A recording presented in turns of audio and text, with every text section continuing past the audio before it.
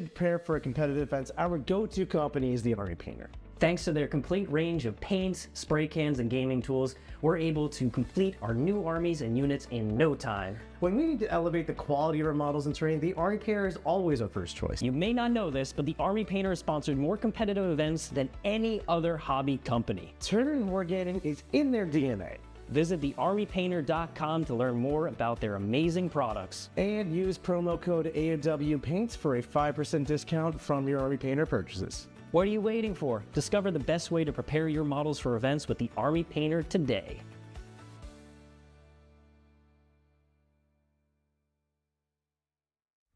What's up, everyone? Welcome back to another very exciting Art of War live stream. It is Tier List Tuesday! Oh! Everybody, Tier List Tuesday is the most exciting day of the week, and this week we are going to be ranking not just Warhammer stuff, but every army in the game. It's our most popular tier list, and you guys love it, we love it, and we are going to just rank every army in the game. Absolutely. This is a full-length, full detail, full tier list of every army in the game. We just recently had the Pariah Nexus update, which was new codexes, new balanced data slate, new points, new missions, new Warhammer. Yeah, absolutely. So new Pariah Nexus, new balance state, new everything, John. I'm so excited. Like, not only that, but we got some new codexes. Like, it's a new game, and with new game comes a new tier list. And that's what we're here today for. Absolutely. We're super excited. And of course, if you do like this content, make sure that you quite literally like this content. Click the like, go ahead and, subscribe. Maybe even leave a comment. If you subscribe, you'll get notified every time we go live on the channel. And trust me, we have a ton of new Pariah Nexus content coming out on YouTube all week long. That's right. We actually do these tier lists every single week, and we have Wednesday weekly games, and we have Thursday new talk show type thing where we talk about competitive 40K and those types of things. So if you're interested in Warhammer, definitely click that subscribe button. It really helps us keep producing the content that we love for you. And that's pretty much it, John. You ready to start talking about how we're going to rank these things? Yeah, but before I do, I think we should tell people about the link in the description below. Oh, we definitely should. Yeah. That's important. That's important. So the War Room is where we basically teach all of our content. That's where we got a whole library of videos where you can watch us play competitive Warhammer, talk about competitive War, teach it. So if you want to learn the game and become better at it, just, beat your friends and show up to a tournament and do well. That's where you want to learn. Check out the link below, theworm.vhx.tv. And right now, we actually have a 50% off your first month discount code going on right now, AOW Nexus. Is that all caps? That's all caps. There we go. All right. We're ready, all right? Like, let's start ranking things. So the criteria we're going to be using here is kind of important because we do like to, give a little bit of context for people to ignore on Reddit. Absolutely. So we are a competitively focused Warhammer channel, and in that spirit, we are going to rank these factions based on how viably competitive they can be with their detachments. So in the case of like sisters, it's like look at their detachments, see what the best one is, and how good of a list you can make, how well you can do at maximum potential. Like best play in the world. This is not win rates type of stuff. Yep. And then for Space Marines, John, how are we doing those? Yeah, so for Space Marines, we're going to be ranking each chapter by the merits of its own detachments. So when we're ranking Black Templars, we are not ranking a Black Templar Gladius. We're ranking Black Templars with all the detachments it has access to that are Black Templars, so specifically Righteous Crusaders, because it's an index. For the purpose of Gladius, that will probably be more of the Space Marine ranking. That's how we're going to be doing it.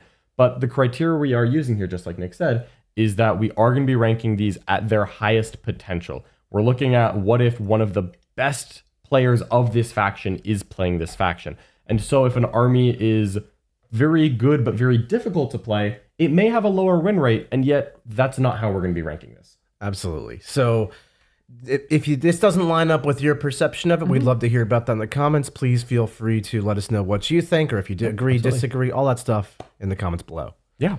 So are we ready to do this? Are we ready to start? Let's start us off, John. I mean, I think the first one up is we're going alphabetical here. The first one up is the Adepta sororitas. Oh, we love the sisters out here, John. We love them. We have found our faith and we are rewarded for it. They had a lot of changes recently. They got a new codex along with the new Pariah Nexus missions, balanced data slate and all that. And with that new codex came a lot of new price hikes. Yes. Yeah, there was this golden, week and a half where Nick was the best player in the world. No one on Art of War could touch him. And now Nick's pretty good at Warhammer. But every once in a while, one of us manages to take him down. Not then. No, not during that week. It was glorious. We're not ranking that. We should. That was us tier. That was what God mode felt like. But since then, my army took a 400-point price increase, and I still think it's quite strong. You know, we actually had Jeffrey Kalodner, Sisters Guru, come on the Art of War podcast this past Friday. He and I chatted Sisters and how good you think they are in the sphere of Warhammer. I think they're a very strong dynamic faction that isn't like the best thing in the world, but it is really good, kind of just a better version of what it was in the Index with lots of different play styles. Yeah, I really still like Sisters. Obviously, points hits have to be addressed. That stops them from being the top of S tier. Yeah. So I think A tier is where I'm leaning for the Sisters of Battle. I think A tier. A tier for me. Yeah. So we got the A tier graphic we can pull up right now. Yeah. We do indeed. So I think Sisters of Battle, go into A tier. Let's do it. So yeah, they're dynamic. They have lots of play on the table. Meltas, have flamers, like they do it all. They're so fast. They ultimate reliability with Miracle Dice. Despite the points increases, this is like a really strong army. Yeah, I think that with Sisters, the way that they have so many different options, the way that all 4 of their detachments are really viable, means that there's a lot of different ways to play Sisters well. So we're getting some requests in the chat to show our faction row so you guys can all see what is coming up. I think we should just go ahead and do that right now. Sorry, folks. We are learning how to use a bit of a new technology spree in the middle of this live video. So please bear with us if there's some slight transition stuffs, but we're going to get there. And while we're getting there and John's figuring all that out. A perfect, the whole beautiful faction row for everyone to look at. Let's talk about Ron Kinney's $5 super chat. Custodes are back. MSU. Yeah, so MSU means Custodes are back. Yeah, Custodes got a really big buff. I know a lot of Custodes players are very hyped after what was perceived as a disappointing codex. They did go in and they did in fact address Custodes relatively quickly. You didn't have to wait as long as some other factions may have to get some buffs. And so I know the Custodes community is now very hyped. Yeah, thank you so much for your super chat. Trying to read his name, please. Yep, and this is from Ron Kinney. Appreciate you. And then we've got Aeldari. Want to share my hobby project for the $5 super chat? The Alpha Legion. I am Alfarius. Currently making my Eldar Sisters of Battle using Necron Elf and Vansar bits. Love the channel. Thank you so much, Aeldari. Appreciate your support. We have so much elf love in here. Oh yeah, we do. Quentin, myself, we got Scary on the Art of War team. We'd love to see your stuff. You can send us pictures of your conversions and stuff in the Warhammer Discord channel, and then we may even feature them on our Instagram. Okay, so before we move on, are we ready to move on from Sisters? Are we happy with that? Let's put them in A tier. So Sisters in A tier, really good army right now. The points changes keep them out of S tier, but those new rules put them in A tier. The next army we're going to be talking about today is Admech. This army changed a lot, and I know there was a lot of people bemoaning this as potentially the worst army in the game in the last tier list. We did put them pretty low on it. They were C tier the last time we did a ranking. They're very hard to process right now for me because they also received points increases like Sisters, but they did also get some very noticeable rules changes. Right. Have you had a chance to play against the Admech yet? No, I haven't. I'm actually playing my first game against them later today, which will be in a Warhammer game featured in a couple weeks, Mike CSM versus the Admech. But I'm really excited. They've gotten a real glow up in terms of what they're trying to do on the table. They are no longer this trash army that's just move blocking you around, existing on the board. You know, they're not just filling the board with physical space as a strategy. They're trying to actually do damage, use maneuvers and things. They're trying to shift from a trash army to a quality army, basically. Yeah, and they've gotten the quality buffs. They've gotten a lot of improvements to their weapons. They've gotten improvements to their doctrines. My read here is that Admech, we know they were C tier before because they weren't that good, and they just kept making them cheaper. And now they're trying to find the balance between having actual damage dealing rules and not being cheap as chips. Yeah. And so I think where they've ended right now, and this is my take on it, is that I don't actually think that they have made Admech like incredibly competitive, like top of the game. I think they've made them a lot more interesting, which is probably more important if we're being honest. So I am very much a fan of that. Absolutely. So I'm curious to see where they landed, because obviously when you're doing a faction identity shift from trash to quality and trying to increase the points along with the rules quality at the same time, there's so many variables moving, and I want to see if they hit it out of the park or if they missed ever so slightly. I think conservatively, and this is with respect to the fact that neither John or I are Admech experts in a time where they just changed a lot, I think putting them in B tier is a good spot. I would agree. So Admech in B tier, it's hard to tell exactly how they're going to fall relative to some other armies. But I think that they did enough to make them significantly improved. And I think we are looking at a much more interesting to play Admech army, which I know one of the big complaints that Admech players had before. Yeah, absolutely. I think the next army up is the Astra militarum. Yeah, absolutely. So this is one that is near and dear to my heart. So Astra militarum, I love them. The classic Imperial Guard, I just love them. I love Imperial Guard. They've got really interesting changes in that they've actually redone the army rule. And so this is another one, because we've had so many changes, where it's kind of hard to measure exactly where each of these armies has ended. Yeah, there's so many factors going on with all this. Then for one, starters, the indirect nerf is a huge deal for this faction. They only ever hit on 4s now, which you would think is like a kneecap to the face.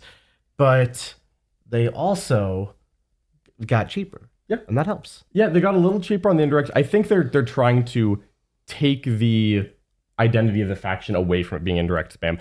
I think that Astra Militarum, they've done a similar thing to Admech, where I'm not confident if they've raised the power level at all, but I think they have made the army much more interesting. Like, as a guard player, I don't know if I'm actually better than before, but the army looks a lot more fun to play now. Yeah, right. I like the idea that there's like Lehman Russ is going to be driving in the middle of the board, and there's like chimeras full of dudes and hellhounds giving Norse cover. I think it's a much more dynamic and awesome play style. I think the index rule, just giving lethal hits for standing still, really lent itself to the indirect play style. I really hope a new codex comes along the line and gives them more dynamic play styles. But with that said, I think the points and dynamic of the meta has really shifted them in that direction anyway. Well, what I love about them is that you no longer have to stay still to give lethal hits. Yeah, like they changed that entirely. But you now have to be visible to get the lethal hits. So the indirect just doesn't get it. Okay, so that... Are you running any indirect these days, you think? Yeah, I'm taking some mortars. Okay. Mortars already hit on... They can't hit better on better than 4s anyway, so let's not try. Yeah. Right, let's take the cheap indirect. I still think Astra Militarum, if you want my estimate for it, I think that Astra Militarum is going to end up in B tier still. Yeah, that sounds right to me. B tier, they're still a solid army. They're not going to shatter the world all of a sudden, but they didn't really fall off either despite the indirect nerfs, and I think that's really powerful. Yeah, having the cheaper rust that we got in the last update, now those rusts get lethal hits when they are targeting enemy monsters and vehicles. Things like Scions get lethal hits when they target non-monster vehicles, and they can get reroll hits. It means a lot of the infantry is a lot more able to deal with relatively durable stuff. Now, do you feel about the nerf that says you can only bring units back one time? Is that something that you care about a lot here? That very much affects one of the more competitive ways to play Guard before. And so that's again where I think the two best things Guard had going for them both got nerfed in this update. And the army wasn't great before. It was good, it was solid, it wasn't, burning down the world. Right. But everything else got better. So so like I'm happier because I'm not just bringing back the same Khazarkan unit 4 times and firing my manticores without moving. Yeah. That was a little boring, if I'm being honest. So I think B tier, I think they're better off than Admech because I really think that the buffs that like Lehman Russ and Scions and some of those more actually play the game in the middle of the table buffs got, I think that is a lot more interesting, and I still think it's a little better than what like Admech has to offer. Awesome. Actually, do you want to do this? Do you want to just put them in the tiers and kind of sort it later? Or do you want to try to put in the right spot when we can put them in the right spot as we go, and then take a good look at the end and see if we're happy with it. Okay, I like it. Well, then the next thing that we're gonna have going for us is we're gonna talk about Blood Angels next, shall we? The Bengals? Yeah, Blood Angels. They're pretty good. It turns out, right? They definitely are really good. Blood Angels offer something right now that I think is just they're so good at it. They are one of the quintessentially best rushdown assault armies that exists right now. They have so many different powerful jump pack units. Death Company with Fight on Death, plus like every dude has a Power Fist, an Inferno Pistol, and a jump pack. That's super strong. 5-man Death Company, super strong. Vanguard veterans with feel no pain from the Sanguinary Priest. 4+ invulnerable saves, feel no pain. They just don't die. And all of this comes at you. And then we're talking about jump pack intercessors being one of the fastest, most hard-hitting skirmish pieces that exist. It's 80. What are we doing? Points. They're good in normal Space Marines, but then like +2 strength, +1 attack. Every other jump infantry unit in the game is just like so sad comparing itself to the Vanguard jump or the jump intercessor. I mean, like look at a Raptor at 90 is worse at combat, like doesn't have charge mortals. The Seraphim and Zephyrim cost more. Zephyrim cost 10 points more, have 1 wound, 1 less toughness. Yeah. What are we doing? And that's still an army that made A tier.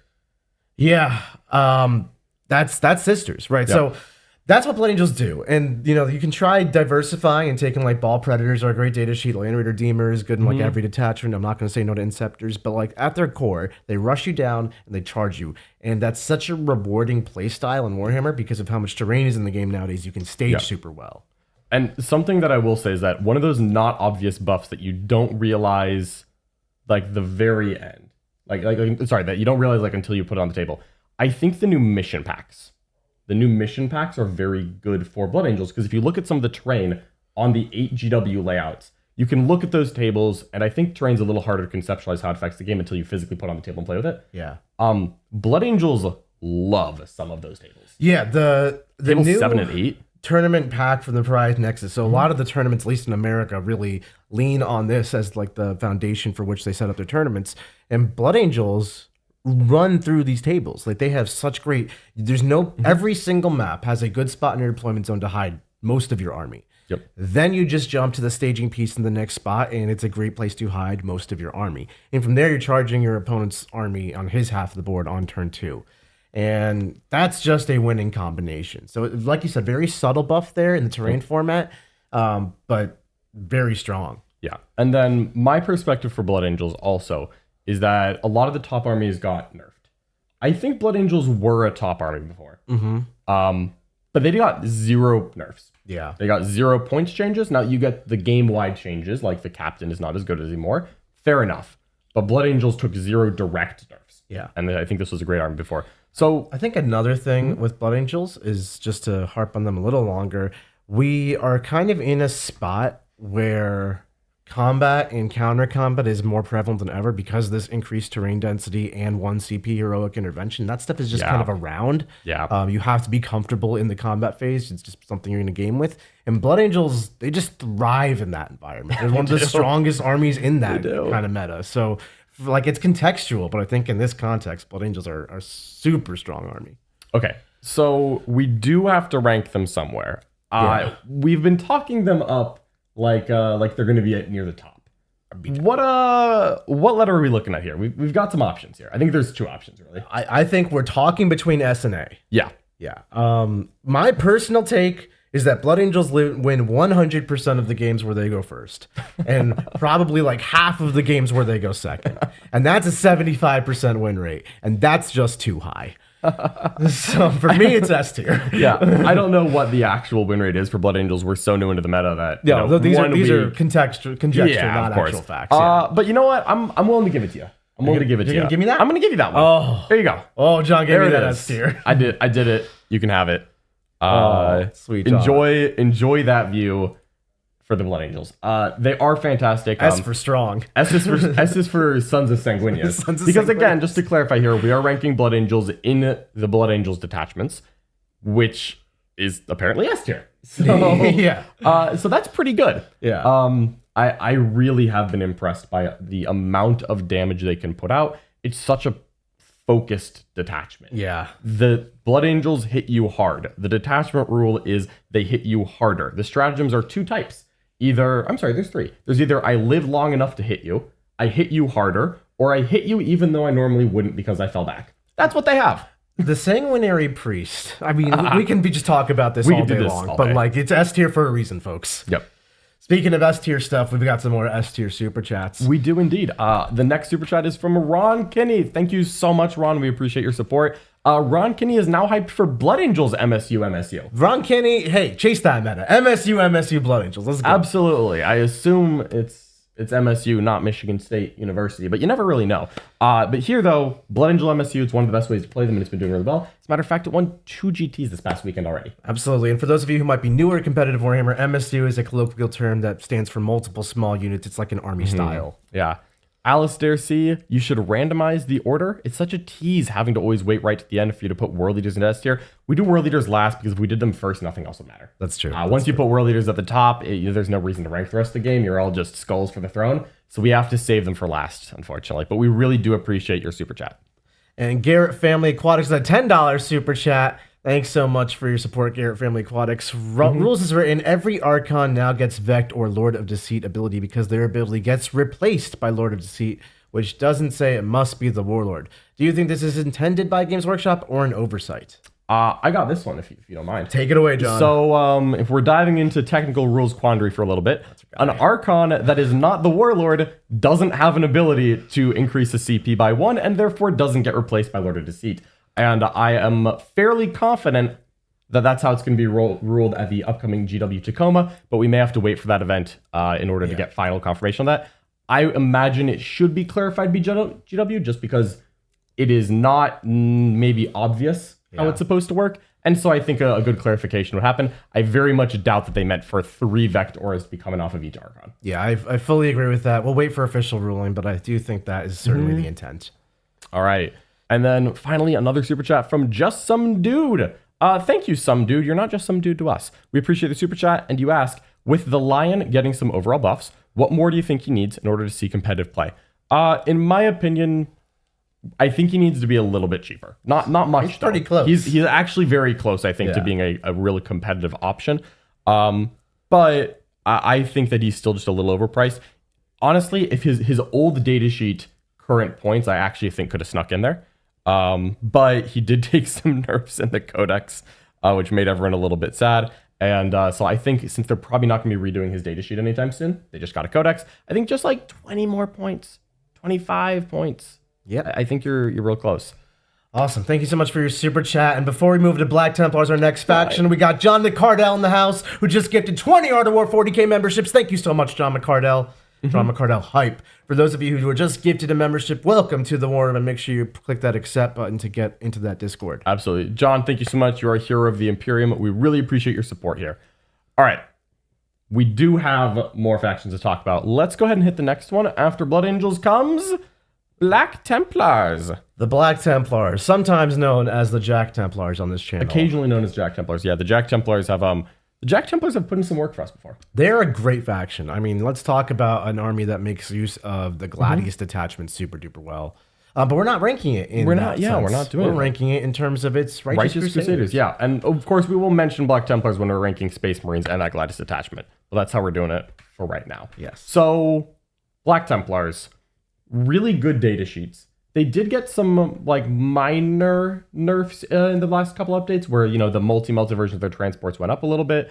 The way Jack described it is that his list goes up 50 points every couple months. Just every couple, just a couple every time. Yeah. And eventually that's like 200, right? It has added up, because Jack and I were joking because after GW Worlds, my army went up like 270 points and it has not gone up since. And Jack has gone up like 50 to 60 points every single update. And I wouldn't mind, not doing having it that way. Yeah. I wouldn't have minded that, but I am glad I stopped going up. Yeah. With that said, Black Templars do offer some of the most durable foot infantry hordes that exist in the game, and they are so powerful in close combat and so hard to remove. And in the game where standing on objectives is a great way to win it, that's just a viable strategy. But there are some hidden debuffs, I would say, to this, in the fact that you can't just sit in combat and pistol your way to actioning. Yeah, there are some there. But I think still having access to Sword Brethren, Crusaders, Helbrecht, and then all the various vehicles they have, I think it's still pretty good. In the context of Righteous Crusaders, how are we feeling though? Because Righteous Crusaders makes you hit even harder in combat. It gives you your unique vows, which can make you more durable by giving an armor-wide feel no pain. Lots of cool rules, but maybe not as flexible as the Gladius, which is why we often see the Gladius. So I'm a little torn because I want to put them in A tier because I think generically combat Space Marines is a great approach to the game. It is, yeah. But I also think they're not quite as good as Sisters. We haven't really populated the rest of A tier yet, so I'm not sure that they're going to hang with the rest of A tier once we get there. And I do think they're a little bit better than Guard and Admech, so I don't know that they belong in B tier either. Yep. I agree with that assessment all the way. So A or B tier for the Righteous Crusaders. You're the It's Space still Marine really guy, good. John. I I'll mean, defer to you honestly, here. I'm willing to put them A, but I agree they're going to be behind Sisters here. Okay, we'll put them in A for now, and Yeah. then we'll see where we're I at. think A for now for the Black Templars, and we'll see where this ends up. Jack Templars A tier. Jack Templars to A tier, but a little bit below those Sisters of Battle. Adepta sororitas. A for Adepta sororitas and A tier. There's an A in Black Templar. That's true. There's 2 A's actually. Those aren't the featured letter. Yeah. All right. So before we hit our next faction, Mr. Nick, we've got quite a few super we've gotten chats. some super chats. We've got Oberon with a $10 super chat who redacted their message, but we appreciate your support nonetheless, Oberon. Thank you so much. And we've got a few more as well. James Reed with a £10 super chat. What do you think about Necron name characters gaining the Overlord keywords so they can be used in Obeisance, Phalanx, Trazen, Imhotep, Catacomb March, and maybe the Silent King actually working in the detachment designed for them?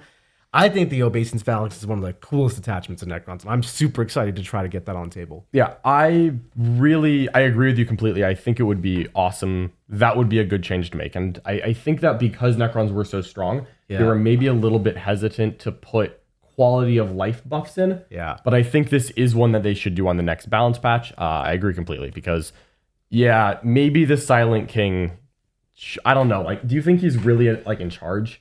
Like, does the Silent King, like, is he really leading Necrons out here? I think what's important is that Siegs thinks he's in charge. He does. I agree, though. I think that would be a great quality of life buff. I'd love to see that in the next balance patch. This similar way to they just added a couple keywords to some Tyranid characters. Yeah. It didn't lift Tyranids to the moon, but it's nice to just, like, have it do what it feels like it should do, right? Yeah. Model with big glowy brain has synapse. Like, I think that's okay. Yeah. All right. One more super chat before we hit the next army.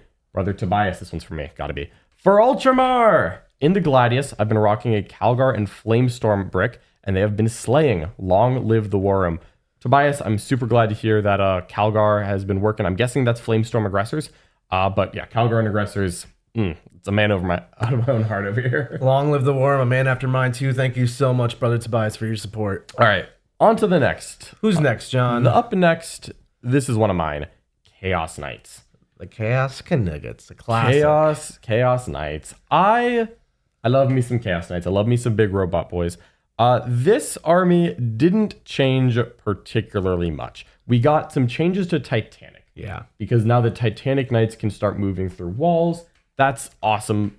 Chaos Knights have historically had a problem where you only take the little ones. Yeah, I think I'm glad that this might actually allow you to start seeing those big boys on the table in the first place. But let's also remember that Chaos Knights had a strat that allowed you to walk through walls. So this allows you to do more than one big knight. Like you do a big knight and 2 small knights in the same turn, or 2 big knights if you're taking that. But it's not unique to them all of a sudden. Yeah, and so for me, my opinion as a Chaos Knight player is that taking like 15 points off of a big knight and letting it walk through walls, maybe getting battle shocked instead of spending a CP, that's cool. That doesn't change the problem with why I wasn't taking big knights. Right. I wasn't taking big knights because I could walk through walls and didn't do enough when I did it. Yeah. And now I'm 1 CP down, like less down when I do it, but I still don't feel like the big knights are impactful enough. So genuinely, I don't think Chaos Knights were in a bad place before, but I think they're in the exact same place now. Yeah. They like the Pry Nexus so. update. The Pry Nexus missions, I think, are slightly better for them than Leviathan, but I'm inclined, we saw that they were in B tier before, I'm inclined to do it again. The only thing that I would say might be a point in favor of Chaos Knights here, growing up a little more, is actually that they're all battle line, right? All the little dogs. Battle line's very powerful. Yeah, they like the new Pry Nexus mission pack. I think Chaos Knights are like very slightly better than before. Yeah. You've got just a better mission pack. I think the mission pack wants you to be a little more in the middle. Chaos Knights usually don't mind that. There's some more battle line rules. Also, bring it down. Less punishing than before. Yeah. Like you don't necessarily take fixed bring it down when you play against Chaos Knights. Just like every time. That's actually a great point too. I honestly could see an argument for Chaos Knights punching up in A tier. I don't think that they will, but they are like the top of B. Yeah. I don't think they've gone up a whole letter. Yeah. But I think they're going to be a little higher in the letter than they were previously. Right. Is my prediction. And right now, I'm quite comfortable putting them ahead of the other two armies in B tier. Definitely. All right. So we're ready for the next one, right? Yeah. What else we got? What comes after Chaos Knights, right? It's got to be Chaos something. Chaos Space Marines. There it is. All right, folks. This is one of my favorite factions, and they got such a exciting time of difference since the last time we ranked them because they've got a whole new codex, I believe, and of course a new balance patch that nerfed them a little bit and some points hikes and whatever. They are Talon's Bonanza's ended. Wartown Bonanza's over. Okay, so this might have been an S tier codex like 3 weeks ago. Definitely A or S conversation style. But with the Warp Talon nerf, they went up 5 points per model. So a 5-pack is 135 now, and a 10-pack is 250. So that's or 270. That's not cheap. And beyond that, you're just taking quality of life points hikes, like your Legionnaires went up 10. Back to where they should be. Yep. Your other stuff like Vindicators went up 10 and Venom Crawlers went up 10. These are common data sheets. With that said, it's none of it is earth-shatteringly bad for you or anything. I think this is still a very strong army. It's got a few problems here and there, but as far as all-comers, singles list, good army, good meta, it is a great army, I would say. And it's got a lot of different build potential. I agree. I think, when the Chaos Space Marine Codex came out, we praised it for having a remarkable diversity of detachments, where a lot of them were very interesting and flavorful.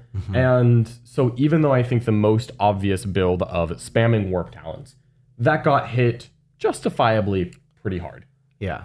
I think there's still a lot of depth to be discovered in Chaos Space Marines. I really don't know what the best build is right now, but I don't think that there's none. I think there's a lot of time now to really sit, now that we have a defined meta, defined points, like finalized points for the near future, to really dive into it and like get a bunch of games in with the Accursed Cultist build, get a bunch of games with the Renegade Raiders, with the Dread Towns, with the Soul Forge, and really get into what their maximum potential is. It's a little bit underexplored right now for sure. Yeah. I could genuinely see still like 4 of the detachments yielding real competitive, potentially tournament winning builds. But if we're going to praise the army so much, where are we going to put them? That's a great question. I genuinely think that they are better than the armies we put in B tier. But that's like weird to say because Chaos Knights like have what it takes to beat Chaos Space Marines in like a head to head. But that's not what defines whether or not an army is in a rank or not. It's how it's matched. All about the field. Yeah.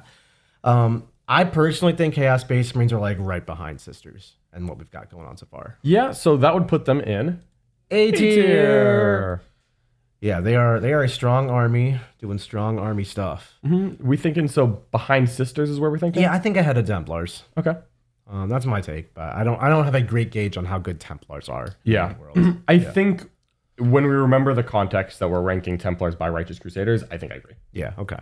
That's important I think I context agree with too, that, yeah. for sure. All right, so before we hit the next one, we've got a couple super chats and actually one that we missed earlier. So sorry about that, Dominator.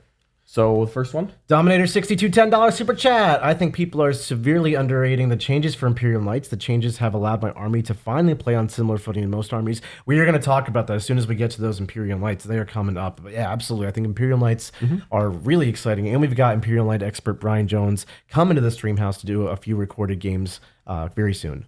Yep. Yeah, I agree. I think Imperial Knights maybe got slept on a little bit, but the changes are relevant. We'll talk about them soon. We do have another one, and this is from O'Byron, who did not get the message redacted this time. Thank you so much for your super chat. Hey guys, I love your content. I'm going to be going to ATC on an 8-man team as Necrons. What do you think would be better to take? Something like a skew list or something more balanced? Teams is a wonderful opportunity to show off skew lists. Right. Where in singles play, you can just sometimes run into trouble. But teams, you can kind of make it work a little bit. Yeah. And I think Necrons are one of the better armies at building a skew list if you are so inclined. That's super true too. I think you can really play to some extremes, like multiple monoliths. I know is something that a lot of teams have explored. It all depends on your team comp. This is not a question we are really equipped to answer without knowing the rest of your team, your goals, and that kind of stuff. We have a lot of team content in the War and focused on helping you get better at the team format, when to skew, when not to skew, what to do with your skews. So if you're interested in that, you can check out theworm.vhx.tv, use promo code AOWNexus, all caps, to get 50% off your first month. It's in the description below. But the short answer to your question is skew it up. That's fun. When in doubt, skew it up. It is pretty fun to take that as a team tournament. Yeah. All right. So on to the next. Next up, we've already got some super chat hype about it. It's gold. It's gold. It's gold. I know many of the Custodes players were previously very sad about their placement in the meta with the new codex. Understandably, it's kind of disappointing compared to what your index offered you. But they've gotten some buffs in the latest one, and some very, very credible ones at that. Yeah, real credible buffs. You've got, I don't think there were really many points changes, but what we do have is the army rules for 2 of the detachments changed. And that feels very significant because those attachments felt like they weren't really doing enough to justify. And now there's a real strong argument because if you can just say, I would like critical 5s in melee for this battle round, and you can choose that as many times as you want instead of once per game, that feels a lot better. They have very good melee damage. Yeah, they get a lot of buffs that they didn't have access to before. And not only that, John, but rapid ingress is a real thing with their cool datasheet.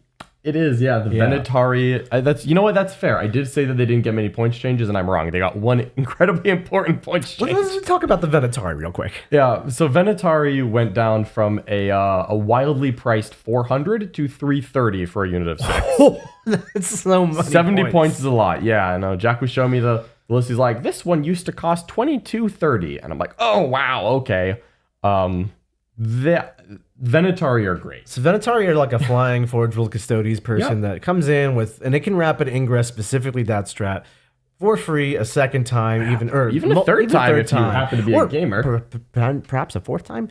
So you could theoretically take like 18 Venatari and rapid ingress all of them on turn 2. Yeah, but how are you going to put 18 Venatari in reserves, Nick? That costs 990 points. Oh god.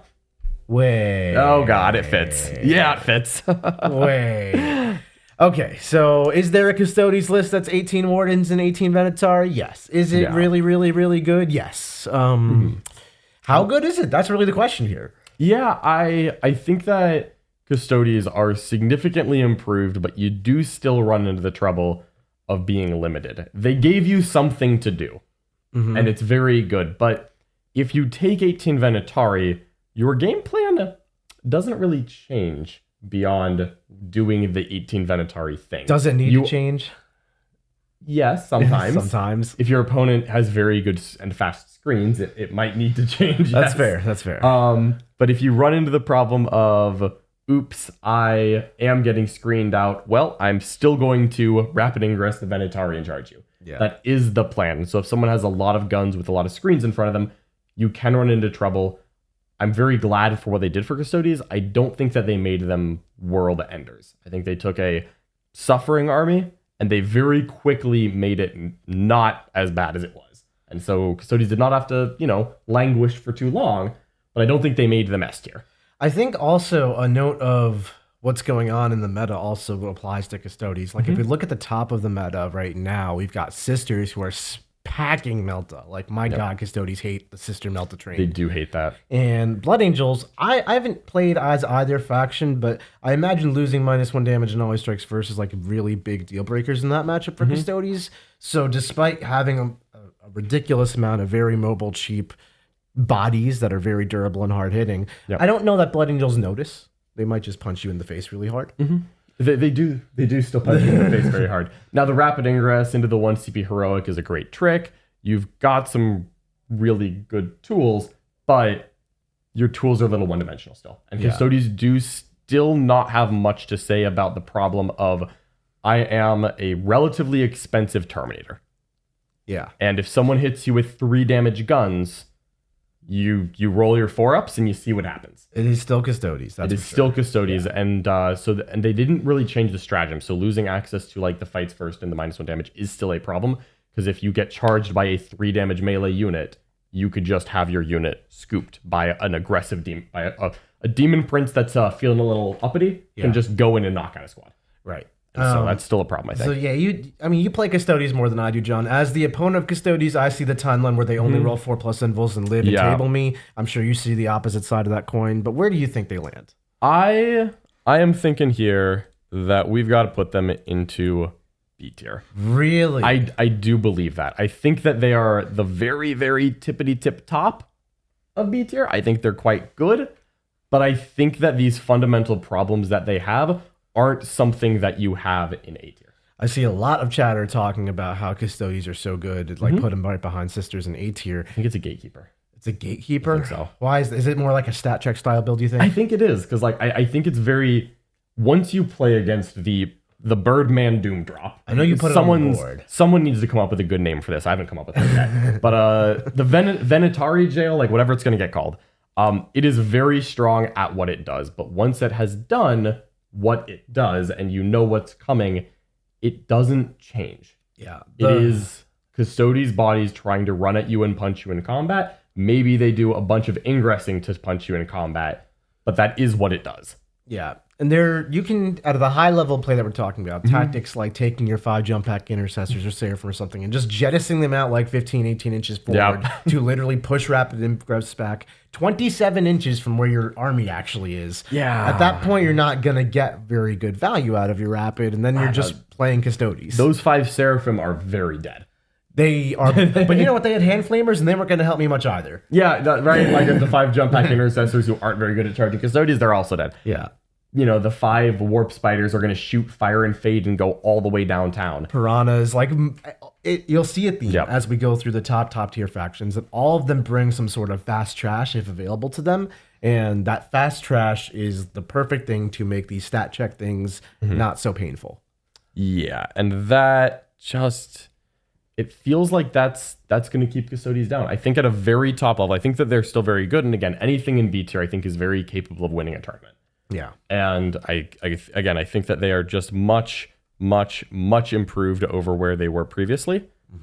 But that's it. That's B tier. Like that's still B tier. I think that's just an upper end of B tier. All right. So what do we got next? Up next, we've got, this one's a faction near and dear to your heart. It is. It's my favoriteest faction in all the lands. The Chaos Demons. Chaos Demons. They got some pretty nice buffs. Yeah, so they were previously in B tier, I believe, and they got some really exciting changes. Now they can do loci off of their big demons. So Bloodthirsters, Fate Weavers, Scarbrands, all that keeper stuff, the big monsters, will act as a 6-inch aura of shadows for any nearby demons of the same god. And this is super helpful for like the Khorne demons in particular and the Slaanesh demons in particular, because they want to get deep striking 6 inches away from you and charging. Yeah, and I believe they also got some points changes, right? Yeah, they also got some point changes. So Bellicourt came down 25. Bloodthirster came down to 305, which is pretty nice. There's a few other changes which are like quality of life. Fiend's coming down to 105 really gives me some love for Slaanesh, my favorite. I do love Slaanesh. So it wasn't like points changes that make the army broken. It's point changes that make the units that you never saw playable.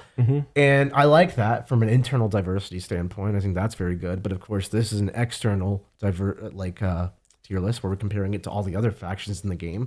And I think demons got better. They were in B tier before, and cheaper monsters are great. Loci is great. Cheaper fiends gives you more options. But fundamentally, I think we still have some of the problems, much like Custodes, that we just had before. We are ultimately a stat check style army too, where I'm going to put big monsters on the table and they're going to try to hold primary and kill you at the same time. And they're not the killiest and they're not the toughest. So there are things out there that, like Blood Angels, who will just kill me.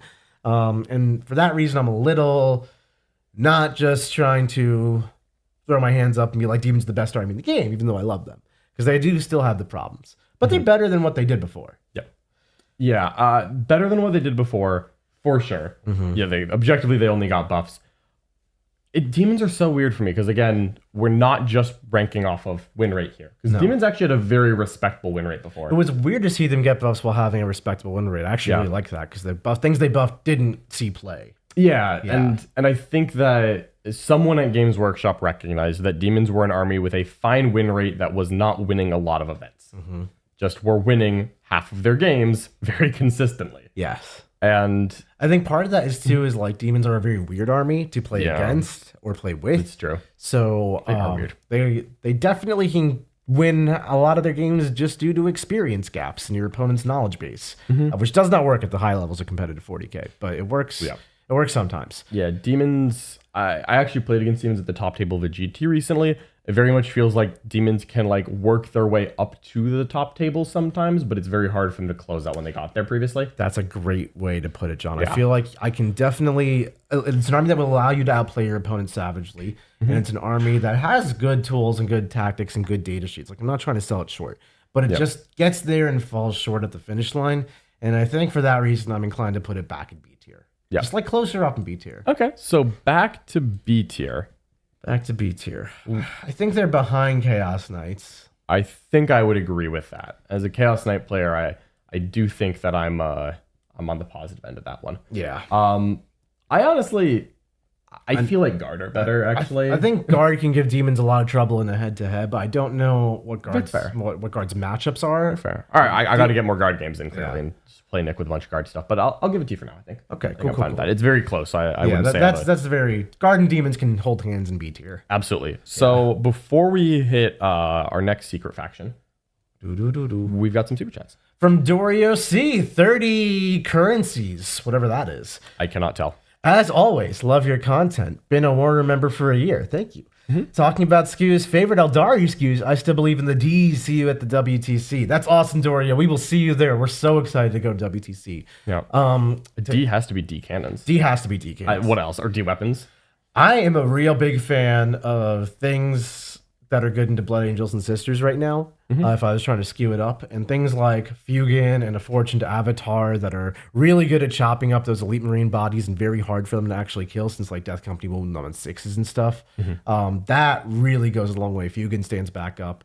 From there, I think D cannons are good into both of those factions, just like shelling staged units with like credible indirect is strong. After that, you can't go wrong with Orb Spiders and Hawks, you know? Yeah. So I think that would be my Eldar SKU if I were to try to write an Eldar list. I'm not an Eldar player. Yeah. And therefore, because I'm still going to answer this, my favorite Eldar SKU is double Avatar. Yeah. I respect avatars. I don't like Eldar very much. It's not exactly an unknown opinion or one that I'm shy about. But I do respect Eldar a little bit, and occasionally even the people that play them. But double Avatar, I'm sorry, that's just cool. It's just cool. It's just cool. It's good like, stuff. Is it annoying when I can't kill them? Sure. But I gotta say, double Avatar is the kind of stuff that makes me want to play Eldar. It is the coolest Eldar build. It is the coolest Eldar build. No joke so about that's my that. favorite. Yeah. All right. Spectre2324 the follow with a $5 super chat. When it comes to Deathwatch, do you guys think they have a chance with the changes to the captain's abilities and minor changes to points? We're definitely going to talk about them. We're definitely going to talk about Deathwatch when we get to them. I don't think that those changes are terribly impactful, but we'll be talking about Deathwatch relatively soon. Yeah, I don't know how much they help. Colin Walker with a $2 super chat. Custodes also benefit from devs becoming immortals. That is true. That's a great rule. That is a great rule for them because because they lost it for a couple months and now they have it back, which is great. And they do have a couple different ways to get some mortal wound defense. So that's a very nice change for Custodes, and I think that also contributes to them getting up to that top end of B tier. But they still don't like dev wounds, for being honest. They still don't love them, even if they don't get immediately scooped. We've got another super chat from Here's Horus, There's Horus, Everywhere's Horus. Bird Jail. Bird Jail. Simple. And you know what? Maybe Venatari is going to just be Bird Jail. I'm down. I want to see people actually start taking that to tournaments. I imagine not everyone had 18 Venatari already painted this weekend, which blows my mind. How do you guys not have 18 Venatari painted? We don't either. It's fine. Unbelievable. But I'm sure that Custodes players will very quickly do that. And so as soon as those Forge World Orders arrive, I expect we'll see it in the meta. And for better or worse, we'll be able to get a better read on how good it is. And hopefully we'll get some fun nicknames. But Bird Jail, I like Bird Jail. Oberon with a $5 super chat. They should call the Venatari list flying monkeys, like off the Wizard of Oz. We should start a poll. Also, they do look a little bit like flying monkeys, honestly.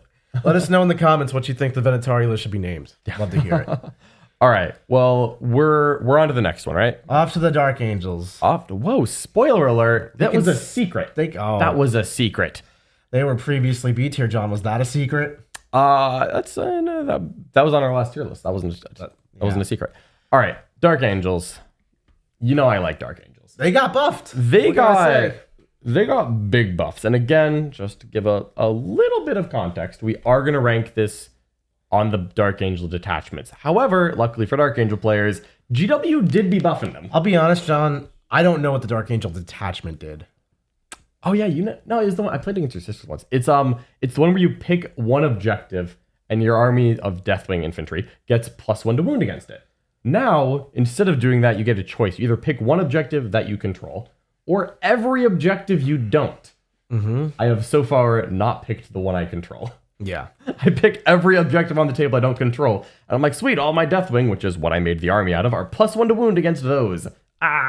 Shooting combat. If you have the Deathwing infantry keywords, +1 to wound. Pretty solid. It's quite good. And in addition to that, because of course, they also gave buffs to 2 Dark Angel datasheets that were languishing a little bit.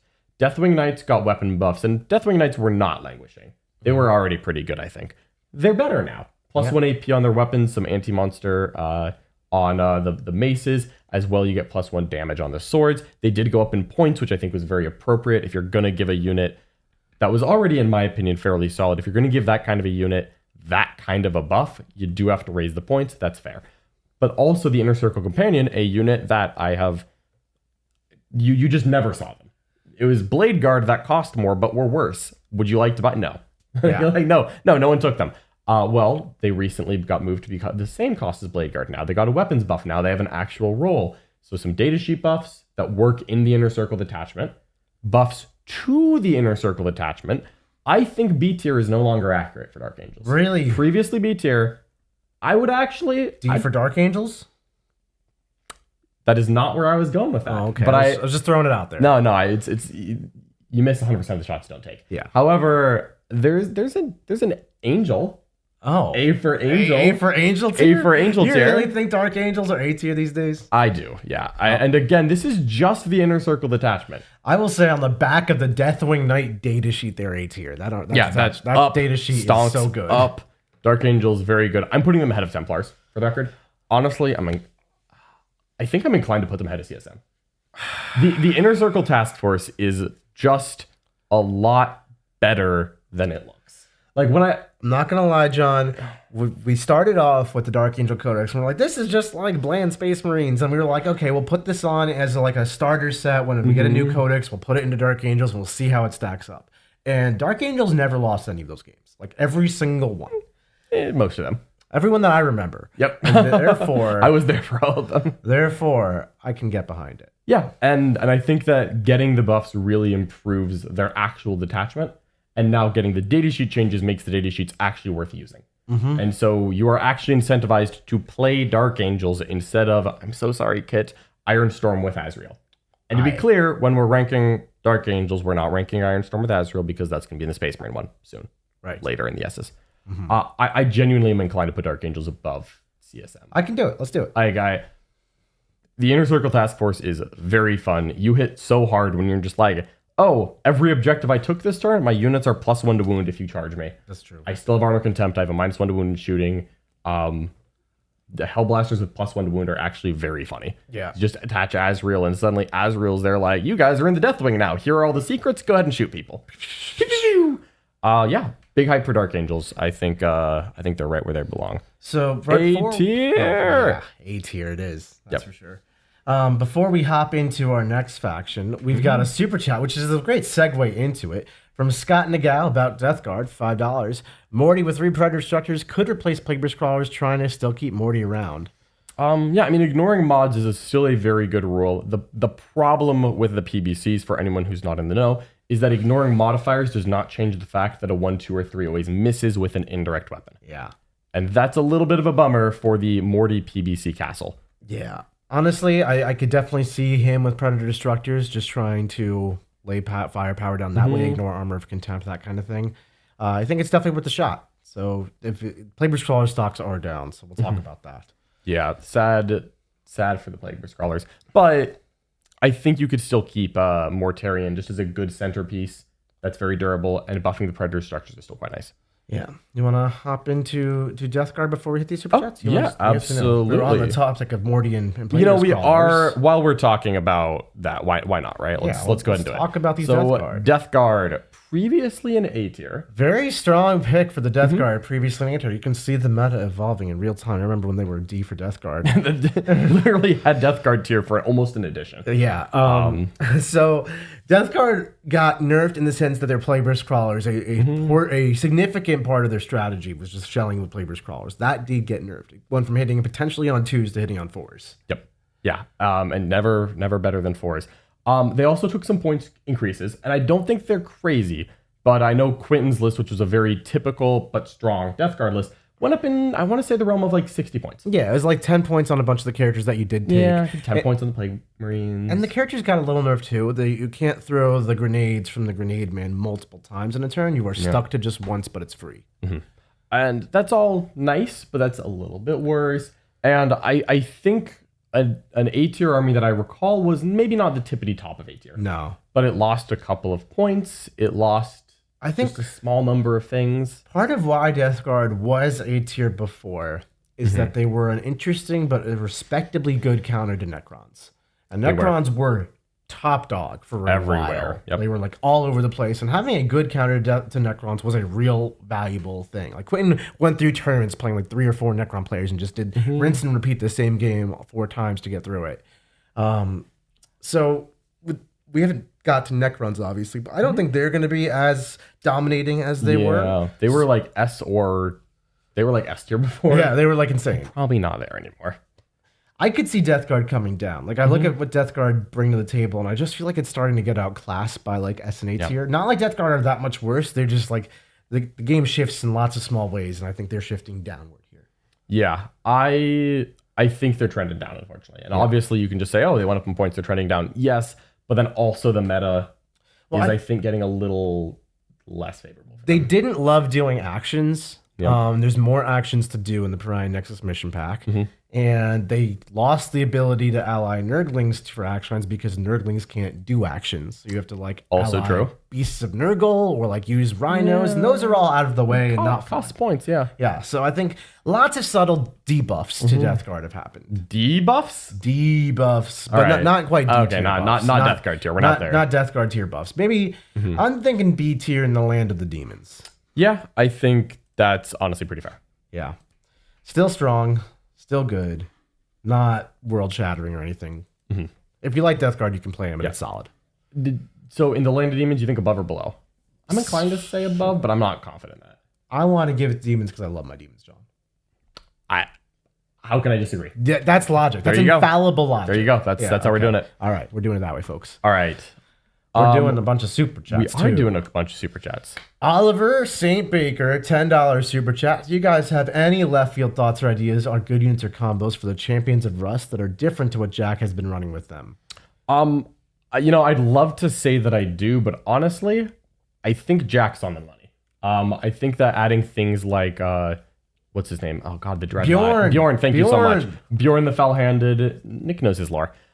With things like Bjorn the Fell-Handed that new Vect aura, which I think is incredibly powerful on a durable piece like Bjorn, I think that is very, very strong. And I think taking that plus, your normal complement of Thunder Cav and good Space Wolf units, I think that is probably the best way to run them. Yeah, I think one of the things, I'm not the Space Marine guy, but as the person who plays against Space Marines all the time, is that you have such a vast array of data sheets that because the book has been out for so long, you kind of know which ones are the good ones at this point. It's not such an explorative time with the Codex. So like, while things are changing, you already have a great deal of context for what's good and what's bad. And while there's a lot of different ways to run a Space Marine army and make a Space Marine army, like most of the ideas have been tried, tested, and just synergized together in ways that make sense with it. Yeah, and you can, they got the buff to their detachment, which is nice, but because, that's what we'll be ranking. But we'll save the rest for when we're ranking them, shall we? Absolutely. Thank you so much for your super chat. All right.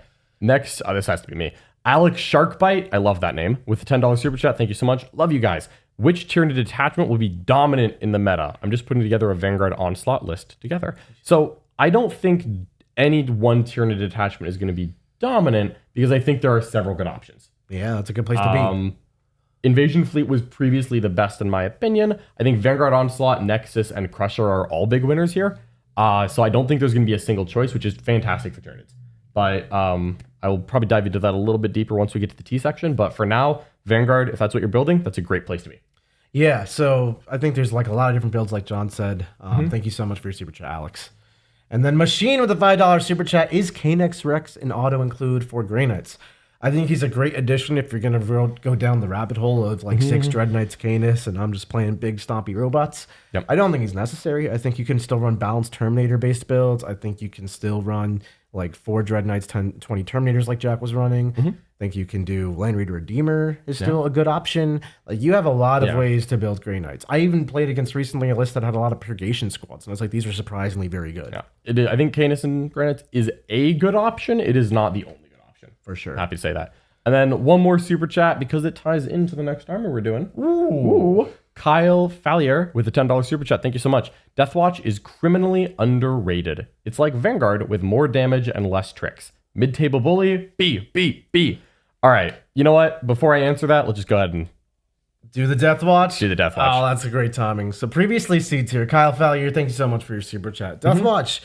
I don't know why they don't get much love. I don't know why. I think they're a really cool faction. I think they have one of my rules. favorites. They're one of my favorite Space Marine. Me too. chapters. Like I play Space Marines so rarely these days, but when I do, I like to mess with Deathwatch. Yeah.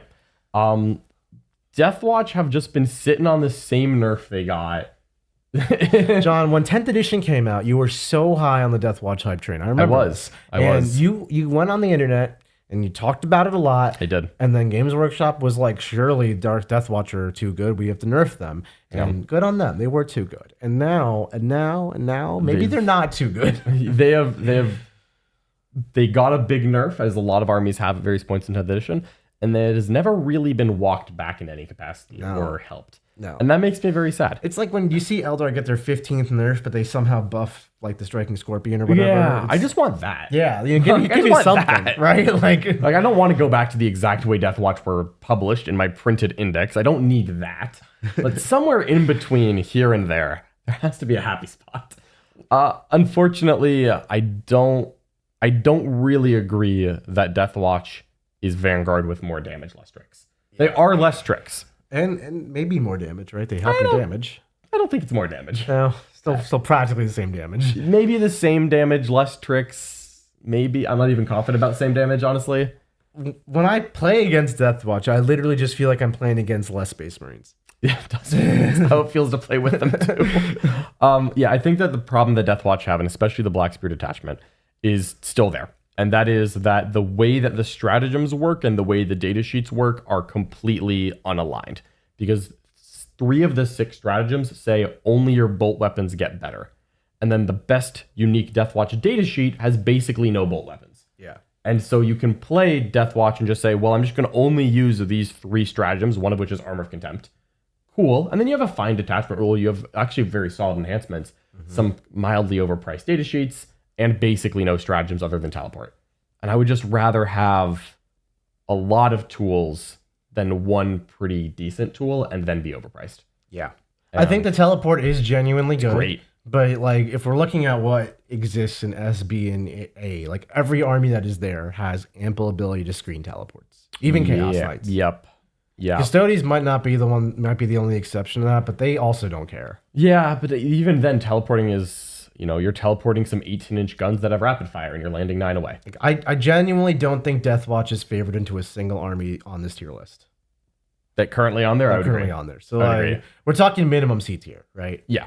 I don't think we're at D for Deathwatch yet. We're not at D for Deathwatch. We can comment on the health of the game and say that, what is likely one of the worst factions in the game, and yes, we know where it's going. It's C tier. It's C tier. Is still not just objectively hopeless. No, it's still Space Marine bodies, right? Yep. Like it's still got decent rules, it's still got decent stats. Like I could definitely see it punching up and beating a lot of B tier if you're like better than your opponent. It's not dog poop. There are times when there is an army in Warhammer that is like, what have you done? Yeah, and we're not there. We're not there, which is great. We just want them to do more. Yeah. Really what hurts is it's just how much they get passed over. Because the Deathwatch veterans did get like 10 points cheaper, and I'm like, oh, thanks. It's more insulting nice. than bad. Yeah, honestly, it's like, cool, my list is 1980 now. What am I going to do with that? I'm going to take a second and just harp real quick about how good this meta is looking. We have 1 S tier, we have 1 C tier, we have 10 armies between A and B. Like, that's a healthy meta. Yeah. And like they've worked really hard to get there. I will acknowledge that. Like all these armies for the most part have gotten some changes. The game is getting better, not worse. But then just Deathwatch just get ignored, and it's like, come on, stop ignoring them. Yeah, stop ignoring Deathwatch is in fact my plea. Yeah. Please stop ignoring Deathwatch. Maybe soon.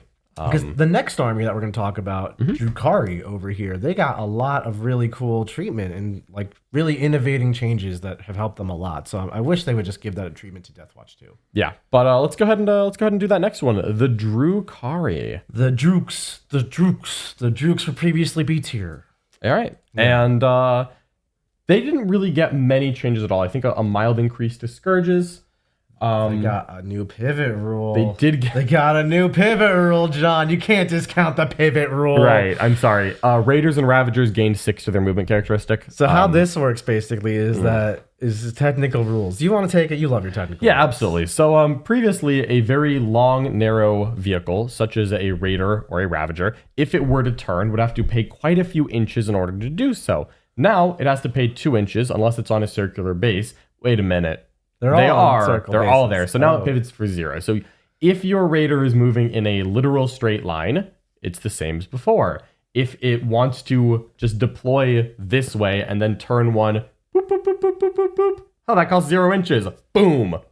That's just free.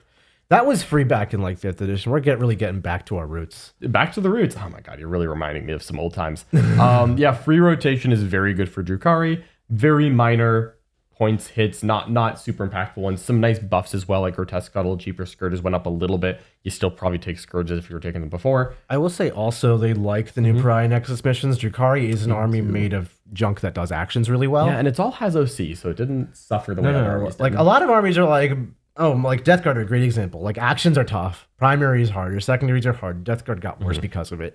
Drukhari are getting better because of it, because it's more like everyone else got worse and they didn't really get affected much. Yeah, I think I'd agree with that. So I think that Drukhari weren't setting the world on fire before. They got some minor nerfs, some minor buffs. They like the new mission pack. I don't think they're any worse off than before. Maybe slightly better off. I think they're a little bit stronger than they were. A little bit. A little bit stronger. But I don't think a lot. In the same way that demons are a little bit stronger than before and Chaos Knights are a little bit stronger than before, mostly through external changes, just kind of happying for them. Demons got some real... That's true. Demons got some real changes. But yeah, in the same way Chaos Knights are a little better. Yeah. I think Drukhari are a little better.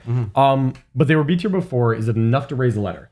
I don't think we're raising a letter. All right, so we're going to put them in B tier. Where in B tier? That is a good question. So I'm feeling they're not the bottom of B tier. No. I think they're better than Death Guard for sure. Yeah, they're definitely then we better start there. the conversation there. I think they're better than demons. I think that they're like right. I think they're right. Okay, so we've done Death Guard versus demons as a classic matchup between Quaden and I like 100 times in the before days. Quaden keeps dodging the Chaos Knight versus Drukhari matchup. That's because he's scared, but he's not scared of the demon one. But he's never won it. I mean, I know we're not basing it off head to head, but this is personal. There you go. You want it right next to demons? I want demons ahead of them. Oh yeah, overworld. God, demons literally beat them every time. 3 for 3. 3 for 3. 3 for 3.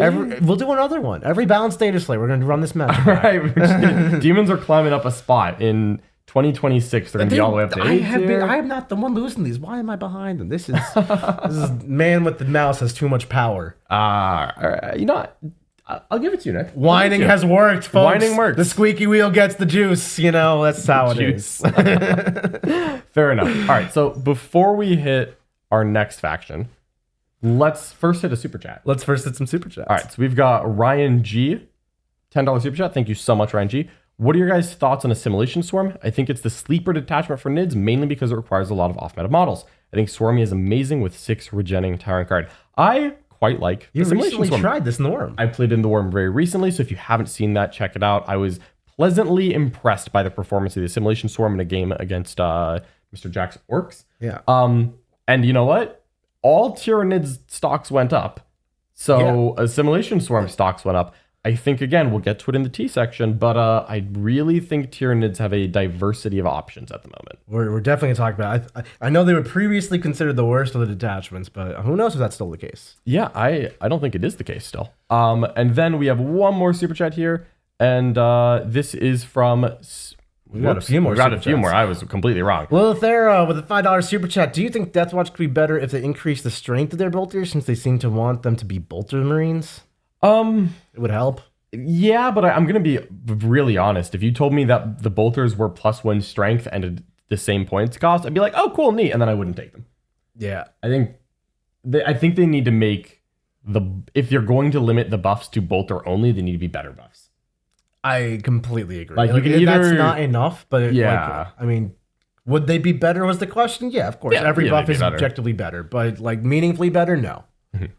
Appreciate your super chat. Thank you so much. Stephen Horowitz, $5. Repulsor Executioner spam has been nuking our local meta. Double Old Oath plus army-wide lethal or sustain means they hit hard. And follow up with melee vets. Yeah, sounds Repulsor painful. Executioner spam, so this must be in Deathwatch. Yeah, the army-wide lethal. Old Oath. The Old Oath is one of the sticking points. And, that's probably something I should have mentioned with Deathwatch. But yeah, if you play where they do get the reroll wounds on their double Oath, in WTC format, you specifically don't get that. So that's kind of what I have saved as my default. That does make the army better. Yeah, for sure. And, it's still Space Marines. And if you take really good data sheets, you absolutely can still make Deathwatch work. And again, I think it's just a testament to the game right now, where even though I still believe Deathwatch are towards the lower end of what we've got ranked right now, I do not think that they are hopeless or terrible or unplayable. Yeah. And I think that's just a credit to the game being in a healthier spot now. Yeah. Someone has to be on the bottom, but they're not. It doesn't mean that they're a worthless faction. Yeah. Appreciate your super chat, Steve. Thank you. Viribus Unitas with a $5 super chat. John, at what points would a Knight Porphyrian be competitive? Oh, God. If you were to take a Knight Porphyrian and you wanted it to be competitive, I think it would need to go down like another 70 or 80 points. I'm so sorry. I have a Knight Porphyrian in the garage. I would love an excuse to build it, but I think that locking so many points into such an expensive Knight, it has to end the world, and it doesn't. It just shoots very hard. Just shoots very hard. It does not end the world, and if it does not end the world, I don't want to pay what off memory is about 800 points for it. Yeah, definitely that. Appreciate your super chat. Thank you. Pious Shadow, $10 super chat. Imperial Guard, ignore artillery nerfs, embrace. Hashtag triple Dorn meta. Yep. All right. Thank you so much for that. I do agree with the triple Dorn meta. Triple Dorn meta hype. Appreciate get you, it in there. Pious Shadow. Fighting Dice with a $20 super chat. Thank you so much, Fighting Dice. In your opinion, what points cost do Rock Grinders and Adelan Jackals become competitively viable? They're not that far off. They're not far. I think Adelan Jackals are 90 for the half pack. I think like 70 would be where I really want to see them. They don't do much, so they just need to be cheap enough to take. Yeah. And then Rock Grinders, I don't remember what they are. 10 or 15, I think. Like right around like 105, 110, I would like a Rock Grinder. Yeah. All right. One last one before we move on to the next thing. And this is from High Torian. The Orc Mech Gun does not say you have to roll for the bubble chuck it in the Warhammer app. Where can I find clarification on its use?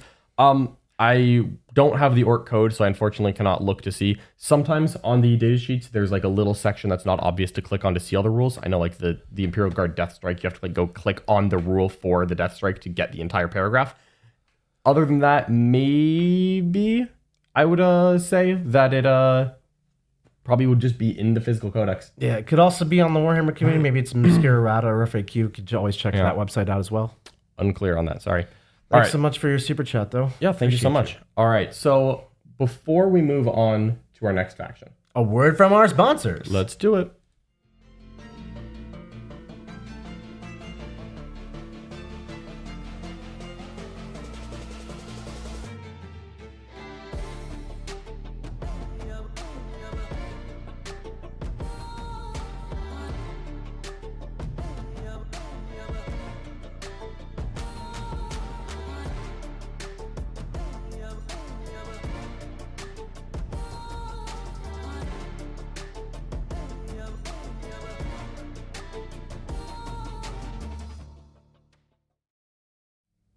And we are back. So we just finished up Drukhari. We're about halfway through the game at the moment, which means we've still got some left. Next up, we've got the greatest faction to ever fly over the plains. Are you sure about that? Yeah, they don't walk. They're better than that. They do fly. But are you sure that this is the greatest faction? Maybe not anymore. GW does seem to treat them like they're the best faction. I mean, so they were previously S tier, then they were previously S tier, then they were previously S tier, then they knocked to A tier. That is true. Aeldari have been knocked off of their high pedestal of S tier into merely A tier, but you know what? It is a new balance update, which means it's time for another Aeldari nerf. That's I don't think we've seen a game update without an Aeldari nerf yet this edition. No, they've been too good for the entire edition. So What's your prediction? When is the first update that's not going to have an Eldari nerf? I think it might be the next one. You think it might be the next one? You think we might have gotten I there? think we have finally hit Eldar Okay. so hard that they are genuinely not even an A tier. All right.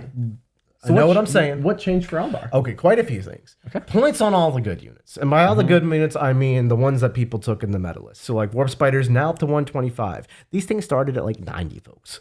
And then Swooping Hawks up as well. And Shadow Specters up. And the Skyweavers are up. And the Scourges are up, which I know is not an Eldar unit, but when Yunari it is. And that was like one of the competitive builds. Cat Lady went up. Everybody's up. It's a going up party. Now, of course, with Eldar, they can't treat them like any other faction that they're nerfing. So what goes up must come down. And all the Phoenix Lords got buffed in terms of cheaper points. But I don't think the Phoenix Lord spam is like a really powerful list. It's like the Fugan is the best one. He did not go down, thankfully. So overall, they didn't increase the units that they used to. They didn't decrease the units that they used to have increased. So like Wraithguard is still expensive. Wraith Knights are still expensive. Avatars and Incarns are still expensive. And like the Incarn doesn't teleport at the same time. Spiders and Hawks and all the MSU stuff, you can still take it. You just have less of it. I think Eldar were already a very hard faction to play, to do really well with. And beyond that, you just have less of it now. Yeah, you do just have less Eldari. And every once in a while, like I just like unlock a core memory of an original Eldar list of 10th edition. And then when I do think about what we have now, it's just not the same. Yeah. Now, this is certainly not to say Eldar are bad. I mean, this is compared to what Eldar previously were, which was like, oh my God, please no. Yeah. Eldar's still a strong army, but they just aren't what they used to be. Yeah. So are you inclined to say they're not in Eldari tier? I don't think the Eldar are an Eldari tier. Okay. I mean, do you? Do you think they're an A tier? Honestly, this is just a hot take right here. If so, they're the bottom. And maybe they're finally down a row. I think they're down a row. I really think they're down a row. All right, so you're putting them in B tier? I think toss them. You could toss them at the top of B. I'm okay with that, but I really think they're B tier faction. Okay. I think I can get behind top of B. Yeah. I know the internet's going to probably rake me over the coals for that one, so please do it in the comment section while subscribing so it at least helps the channel grow. Yeah, fair enough. I think I agree, though. The points hits are noticeable. Off the cuff, I kind of would have put them like very bottom of A, but if we're being honest, bottom of A and top of B are kind of the same thing. There's a whole letter in between. There's a whole letter. Look, it's just not the same thing. Those are invisible barriers. There's an invisible barrier there. They still have a lot of ability to express player skill, but they seem to run into just a couple more scenarios every update where you can't play yourself out of a fist. Yeah. And I'm sure you can have like some Aeldari Savant still win like tournaments and do super, super, super well. But if they played against the Blood Angel Savant, I'm sure they would get smacked down. I do agree. People are still going to do well with Eldar. There's a lot of skill expression left in that army. And there are still plenty of good rules, even if you are slowly running out of units. Yeah. All right, let's get it. Just sent us a $5 super chat. What's your take on Chief Librarian Tigerius leading Blade Guard veteran versus Justiciar? Free combat interrupt to poor man's fight first and mortal dev wound protection. Unfortunately, I've got to say it. I think I just like the Justiciar more. Free interrupt is just not the same as fights first. One of them is still after you get punched, because if your opponent knows you have a free interrupt, they're just going to start there. Yeah. And then I'd rather have a Justiciar. Absolutely. Unfortunately, I love Tigerius in concept. I don't think that in actual practice he has a lot of value right now. Fights first right now is like also so high in value because of 1 CP heroic. Not free interrupt. That's different. Yep. Yeah. Not the same. Not the same. But we are on to the next one. So let's do it. This is one you used to love. I have played with Grey Knights in the past. Yeah. We've dabbled. We've flirted. You've dabbled. You've flirted a little bit. And Grey Knights have been doing relatively well in recent 10th edition. Definitely. They have a very, very powerful few builds. I mean, the Dread Knight spam is still there. They did take some points nerfs, but you still get enough of them. They are still very strong. Yeah, they are. So like it's worse than it was, but it's still great. You can ally that with Canis Rex. You can go Land Raider Redeemer supplement. You could take Terminator supplement, or you could actually just go like old school with it and run like 20 Terminators, 30 Terminators, some other stuff. You got a couple of different build options. Yeah. What I will say is that ever since that Dread Knight buff, the lists have all been 5 to 6 Dread Knights. And when the Dread Knights went up in the latest balance patch, I have not yet seen a single Grey Knight player respond to those points nerfs with, maybe I'll cut a Dread Knight. Nope. Nope, they cut something else. Yeah. Dread Knights are still fantastic for Grey Knights. Not for anyone else, though. I think Dread Knight or Grey Knights, same army really. Yeah, Codex Dread Knights, continue. Codex Dread Knights is a still really strong list. I know it got worse. Theoretically, I've watched it go to the semifinals of the U.S. Opens. I've looked at results where they're terrorizing Europe. I mean, like this, I played against it this past weekend in a practice game, and like, it is a menace to society. Still really dang good. So previously had them in A tier. Yes, they took some nerfs. I am not inclined to say that those nerfs are dropping them a letter, though. No, I think they're still in A tier. Now, I think really the question is like where in A tier. I think in general, Grey Knights will probably struggle versus Blood Angels. Like I don't think they're punching up well. Yeah. Sisters vs. Grey Knights is like such a fly by the seat of your pants. Who rules? Yeah, I bet. Do they pass 4 up invulns against the damage 8 multi-meltas? I hope not. They hope so. That's just very volatile. I'm inclined to put them below Sisters, but still like upper end. Ahead of Dark Angels? I was gonna question. do it. Yeah, I was gonna do it. Oh, I'm good with doing it. all right. Let's get it actually up there. There we go. Hey, All right, we made it work. Technology tried, but I won. good job. Yeah, the Grey Knights are fantastic. They're a little mono build because it's Not my favorite way to play Warhammer. yeah. That's not what we're ranking. But if you're gonna play a stat check army, giving it a lot of mobility helps Yeah. because it's a stat check that still has room for player to make real relevant decisions. It's not 6 Dread Knights on the line. You walk towards your opponent's deployment zone. You either get you there or you don't. Yeah. Is unfortunately way more annoying to play against than that. Yeah. I'm all about Grey Knights being highly up there. I'm good with that. Fantastic. All right. So speaking. Oh yeah. I was gonna just transition this and segue into other high army G armies. Yeah, other armies that definitely are up there in A tier and S tier, even previously B tier. Genestealer have gotten a whole lot of changes since we last ranked them. Like a new codex, which has given them lots of different build options and play styles in the form of different detachments. Well, I will say Genestealer cult lists do look a lot more diverse now. Yeah, there was a consensus on like this is the first 1,800 points of your Genestealer cult list, and you can do what you like with the last 2. And now they're all different. They are all different. And there's no consensus, but there's also no... I think we're going to have a consensus on something. There's no consensus on what a good build is in any direction because we've really struggled to find one. Yeah, Genestealer cult got a codex out the gate that doesn't maybe impress as much as you'd like. So frankly, what I think happened is that Genestealer cult were trying to get an identity shift from what they were. They were trying to be this like deep striking bombing unit army, and they didn't like that. So let's write a new codex, new detachments, ruin the bomb detachment, and try to give them different play styles. But the points didn't really change. Yeah. Their data sheets only got worse for the most part. There's a few exceptions. Kalimov got better, but like I'm really struggling to see where the armies with this Genestealer cult stuff. And I don't love that. Yeah, I'm struggling to come up with a Genestealer cult list that I consistently like. I think that there is a lot of diversity in what Genestealer cult does. I don't think Genestealer cult is incapable of winning games. We have stats. Like, people are winning some games with the Genestealer cult, but they're not winning half of them. No, we also, I know we've put Genestealer cult on our channel 4 times now, and they have yet to win a game. Yep. Into a variety of factions. Yeah. Not the top of the faction. Yeah, they've had some close showings, but they have not yet put together a complete effort that we've seen. What I feel is that their army rule just is so fundamentally changed due to the stratagem changes that I think it has to be reviewed. And maybe that wasn't obvious on initial reads, and so it wasn't accounted for. But at the moment, it feels like Genestealer cult are playing with not much of a helpful army rule. Yeah, I mean, you might get 1 extra unit defending your home objective on turn 4 and 5. Right, that's my army rule. It just doesn't doesn't change the fact that there's you're a lot of different directions in GSC, but none of them are fleshed out enough. It feels like they're just missing. They're just missing something. No, I don't know. There isn't something. I am inclined right? There's to call 3 letters this... in Genestealer cults, right? And there's no G, so they're either an S or C tier. That's true. Yeah, I mean, I think they're D tier. D tier? I think they're real D tier. I hate to say it. I'm one with the Forearm friends. I have faith in the Forearmed Empire, and this is just part of the plan that is generations in the making. But right now, I'll give it to you. They're in D tier. I'll give it to you, but before I click the button, I am going to file a complaint. I do not think they're D tier. I don't think they're good. I think they are C tier. I don't think that they are incapable of punching up.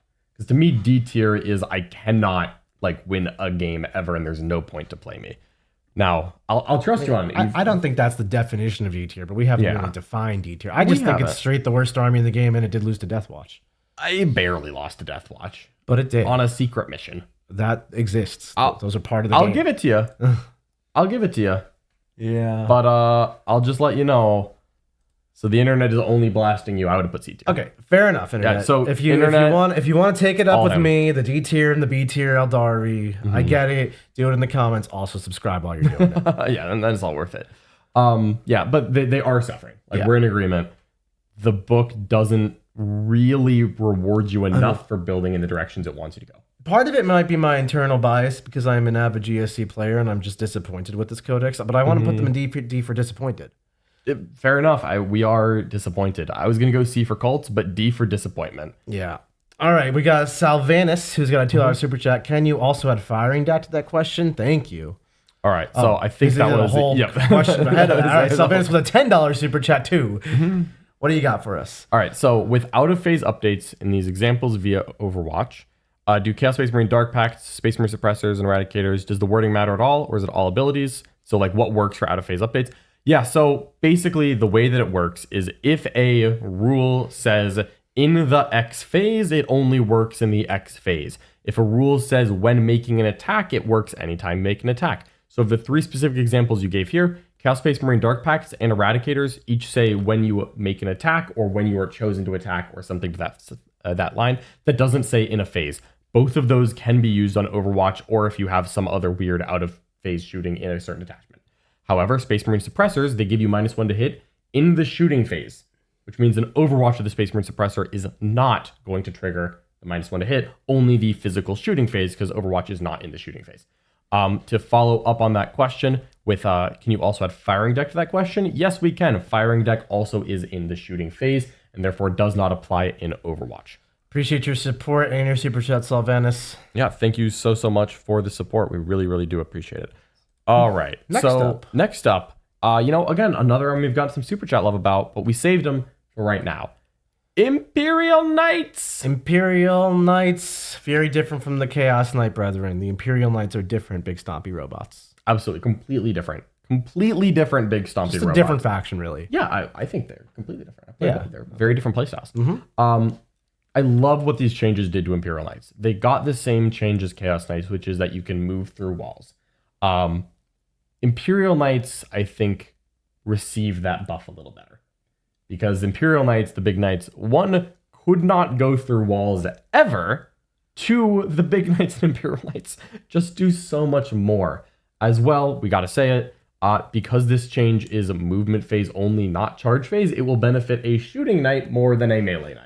Yeah, I mean, Imperial Knights had a lot of things going for them that were not moving through walls, and that was kind of Chaos Knight's thing. And now Imperial Knights also move through walls. But that's actually quite good. It is highly impactful, in my opinion. I know Brian Jones, our resident knight expert in the making, he has done some pretty astounding work with Imperial Knights in a very hostile meta for Absolutely, knights. yeah. And I can only imagine that he is going to wreck people with this change. So previously C tier, I am confident that they are no longer there. Now here's some other things though. I want to talk about the Prime Nexus missions in them though, because there's more emphasis on actions, and they do hate doing actions. Asterisk, yes. Asterisk, yes. Have you thoroughly read the action rules? Oh, that's right. I forgot Titanic units can just do whatever they want while they're actioning. Yep. That's true. Absolutely. So if you have, I believe it's Titanic character. It's definitely Titanic. It might be Titanic character. I'd have to double check. I haven't played a non-character Titanic model yet.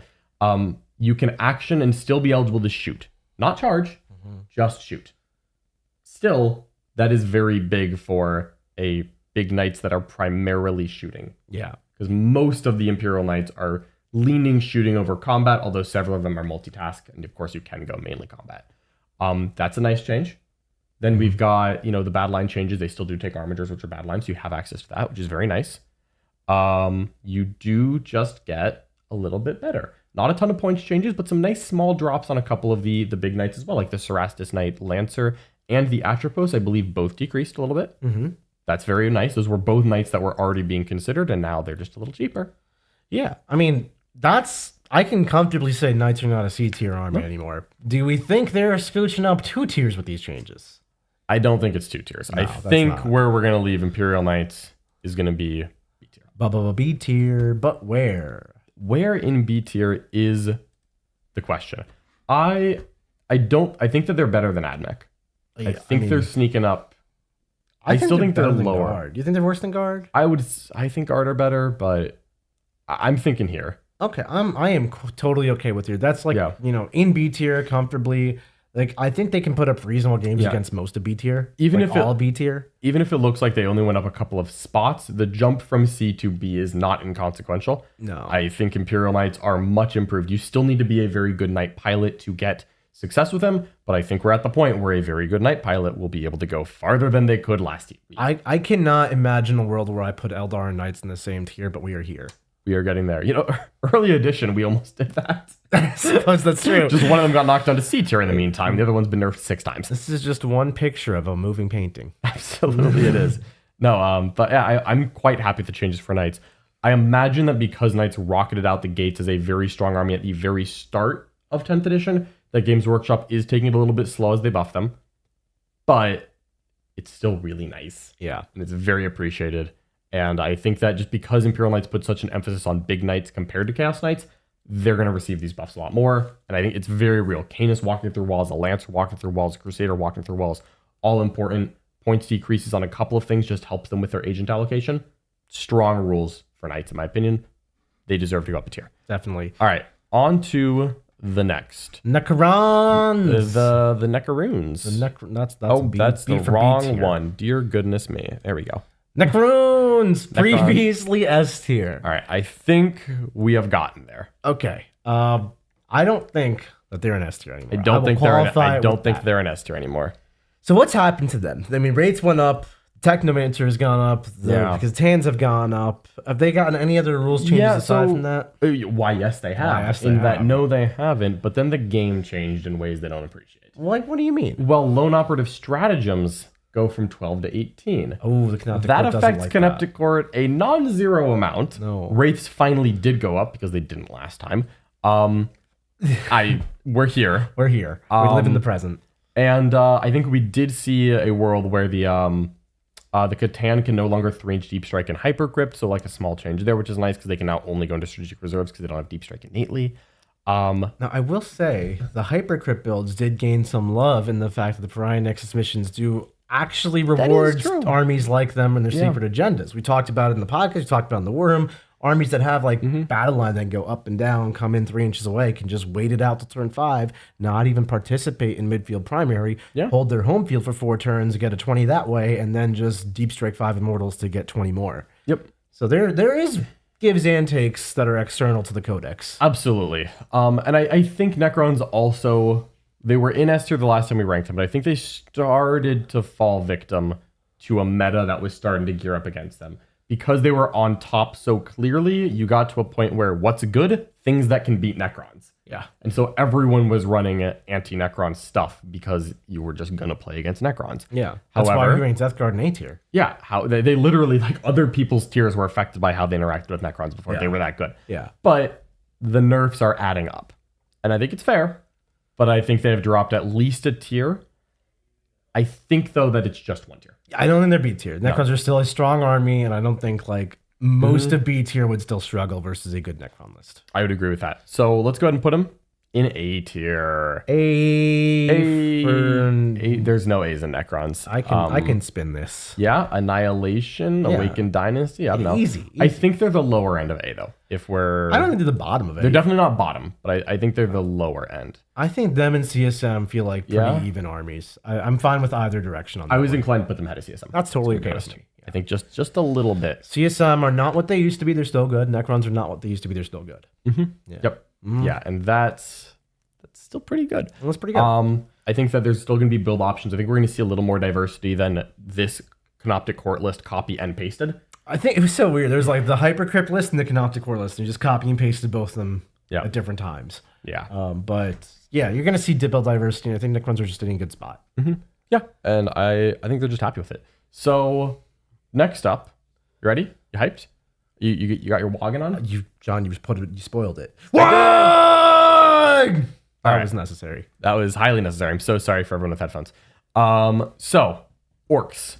Previously S tier, right when we did our last tier list, was right when we got the release of the Ork Codex, which the first time you read the Ork Codex, you kind of need to sit down and take a shower. Maybe sit down in the shower the first time you read that Ork Codex. Jack couldn't stop talking about it for like 2 weeks straight. Yep. And they received some nerfs. They sure did. They did. And you know what? I think it's fair. Now, we found throughout the last balance data slate that even though Orks were very strong, it wasn't impossible to answer them. They could be answered. Had to come up with specific answers, but they existed. Yep. Yeah. But they existed.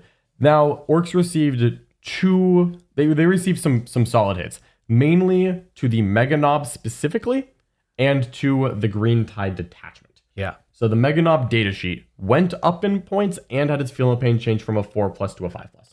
That's a double whammy. That is a double whammy. That is a double nerf. To the point where like Bully Boys was already like the least dynamic of the detachments, and they were really just riding the back of the broken Mega Knob. Yep. And now it's a less broken Mega Knob that costs more. I just don't think you're going to see Bully Boys much. Yeah, I don't think Bully Boys is bad, but it's a little one-dimensional. I think Bully Boys is going to struggle to actually put event wins together. Game wins, 100%. Yeah, and then there's Green Tide also took some hits. They no longer get that beautiful 5+ invulnerable save rerolling ones, and they only get the 5+ while they are above 10 models. Yep, and then they also changed some of the stratagems. Yeah. Like the Blood Surge stratagem is no longer flat 6 if you're big. It's now re-roll the d6. Still spooky. Still means that a respectful player is going to treat it like it could be a 6. Yeah. But when you get to use it, you do get less out of it. Yeah. And then the big charge at the end is not as... Because it's no longer plus battle round. It's now just +1 and re-roll charges. But with that said, armies like Wog Tribe really didn't change much at all. Yeah. And then in terms of Pariah Nexus missions and balance data slate, I don't think Orks were largely affected much. I mean, if anything, battle wagons and kill rigs are easier to move. Yeah, that's true. That's easier to move than before. I don't think it's literal only nerfs, but it's still notable. Yeah, I mean, the codex points changes and balance data slate affecting the Ork data sheets were certainly the most notable parts to this change for Orks. I think they've dropped solidly from S tier. Are we going to call them A tier, or do we think they're down in B? I think they're living on the fringe. They're living in the fringe. I think they're living on the fringe. I think they're better than Eldar. I agree with that. But that's not to say that they made it to A tier. Yeah. I think B is for the boys. B is for the boys. I'm thinking B for the boys. I'm thinking B for the boys. Yeah. They took quite a hit. But it happened. It was real. Yeah, like I think we just have to acknowledge what it was. And I don't think that Orks are like dead in the water or sunk. I think that they can be quite valuable and quite viable. I could see them sneaking into A. I think some cunning bosses are going to be able to put together some magic still. Yeah. But very top of B is where I'm going right now. Like actual top, not just upper end. Yeah. And I just want to give a quick shout out to Wog Tactics for being a fan and also appreciating my great work on that Wog. Thank you so much. It was an impressive Wog. Thank you. You know, you performed there. All right. So that was the Orks. And I think it's time to talk about some of my favorites. Shall we? So we got to do Space Marines. Yeah. So this is going to be, just correct me if I'm wrong here, any of the chapters like Black Templars, whatever, using the Gladius or Firestorm, Ironstone detachments, that type of thing. Absolutely. So we are ranking the Space Marine detachments. And we are including everything here. So if we're talking a Dark Angel Ironstorm or a Black Templar Gladius, that is being ranked in Space Marines. So that's what we're ranking right now. I am biased. Yeah. I am a Space Marine player. I love Space Marines. Space Marines are one of my favorite armies in the game. They're probably my second favorite. Yeah. But I love playing them. They're so much fun to play. They fit my playstyle really well. I'm inclined when I rank a faction to give bonus points for options. Yeah. And I feel like of the Space Marine, like suite of detachments, there are 7. I think 3 of them are incredibly good. Just incredibly good. I totally agree with that. I think the Vanguard detachment, I think the Gladius detachment, in no specific order, and the Ironstorm detachment are all incredibly strong. Ironstorm just took some nerfs. I don't care. That detachment is still cracked. I think Firestorm's also quite good. Firestorm's also quite solid. Yeah, like Space Marines have so many good options. They have so many good data sheets. And again, what we're ranking here is how well a top player can do with an army. So I'm not just ranking what's the average. I don't care. I think Space Marines have the lowest win rate in the game. Space Marines are your intro to Warhammer faction. Every new player starts with Space Marines for the most part. And when they do, they add a whole bunch of I'm not experienced games to the win rate. And that just dilutes it, and I just don't care what the win rate says. Yeah, like Space Marines are objectively the lowest win rate in the game. I do not give much that is a praise to that. meaningless That is stat. false. Yeah. That is just false. I think Space Marines are phenomenal. I think that they are, if we were to put a tier on them, which we're about to, We do that. I'm going to do A tier. A tier? Yep. But I don't even think it's going to be bottom. No, I think so. They're not quite as focused and specialized as some of the other detachments like Sons of Sanguinius, but do you think their maximum potential is like better than what Dark Angels can produce? I think so, yes. Really? I think I'm going to put them, and that's where I want them, I think is like right here. Right below Grey Knights. Right below Grey Knights. I feel like Space Marine Grey Knights are always like holding hands in terms of how good they are. Yeah, that's the power armor best buddies. Power armor buddies. Yeah. But yeah, I think that because you have Gladius that can be run really well by multiple chapters. You've got Vanguard, very good with Ultramarines. Ironstorm, very good with Templars or Dark Angels. You have Stormlance, very good with Space Wolves. Firestorm, very good with Templars or Salamanders. It's so many. Probably five of the 7, and I think 5 of the 7 detachments for Space Marines are just really good. It's hard because you can't just be like, this one is the best, take that one. But that's also part of the beauty, because as the meta shifts around them, they just can adapt. Yep. How did my Vanguard list change? Didn't. It just has secret missions now. Yeah. I wouldn't put a battle line unit in reserves, would I, Nick? No. I wouldn't. Not on turn 2.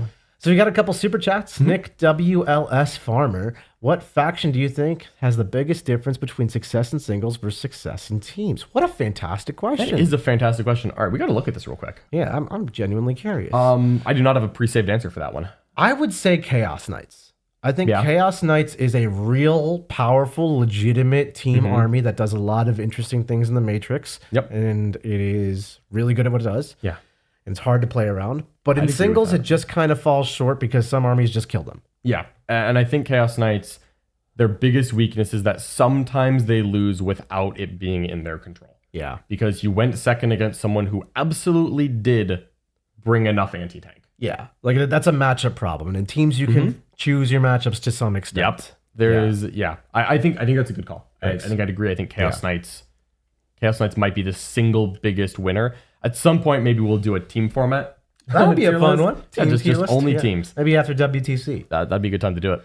Sloppity Bile Typer, appreciate you and your name. It's fantastic. $2 super chat. S tier stands for Sloppity, right? Sure it does. We can just write that in right now. I love Sloppity. He's my favorite. He's my favorite demon. He makes it into your Chaos Knight. He often does. Yeah, makes me very happy. All right, so Space Marines solidly upper A tier in my opinion. I Totally really agree. think Space Marines are just very good. I just can't say it enough, right? Because there's so much diversity in what it can do, and it's always really solid. And I think there's just so much room for a player to choose the type of Space Marine that works for the meta and that works for them. Yeah. And I think it just gives a ton of room for a good player to do well. Yeah. And that's what we're ranking. And so I think Space Marines are just wildly past their win rate in that regards. Completely agree. So another Space Marine army that's gotten quite the glow up after this balance slate. Finally. How? Space Wolves, previously C tier, probably not any longer. Yeah. Space Wolves received some very nice changes. They did get some points nerfs because spamming 4 Invulns in the Stormlance was apparently really good last month. Wolf Jail was the most winning army in Warhammer for more time than I care to acknowledge. Yeah, absolutely. No, that happened. That really was a thing. I don't understand how, but that's the past. Yeah. But now that I don't even know if it's the past. Like they went up in points, but they didn't go crazy up in points. So what happened? happened? For the Space Wolf detachment, they used to have 4 vows, and they had to do something to unlock it. So they started with 0 detachment rule.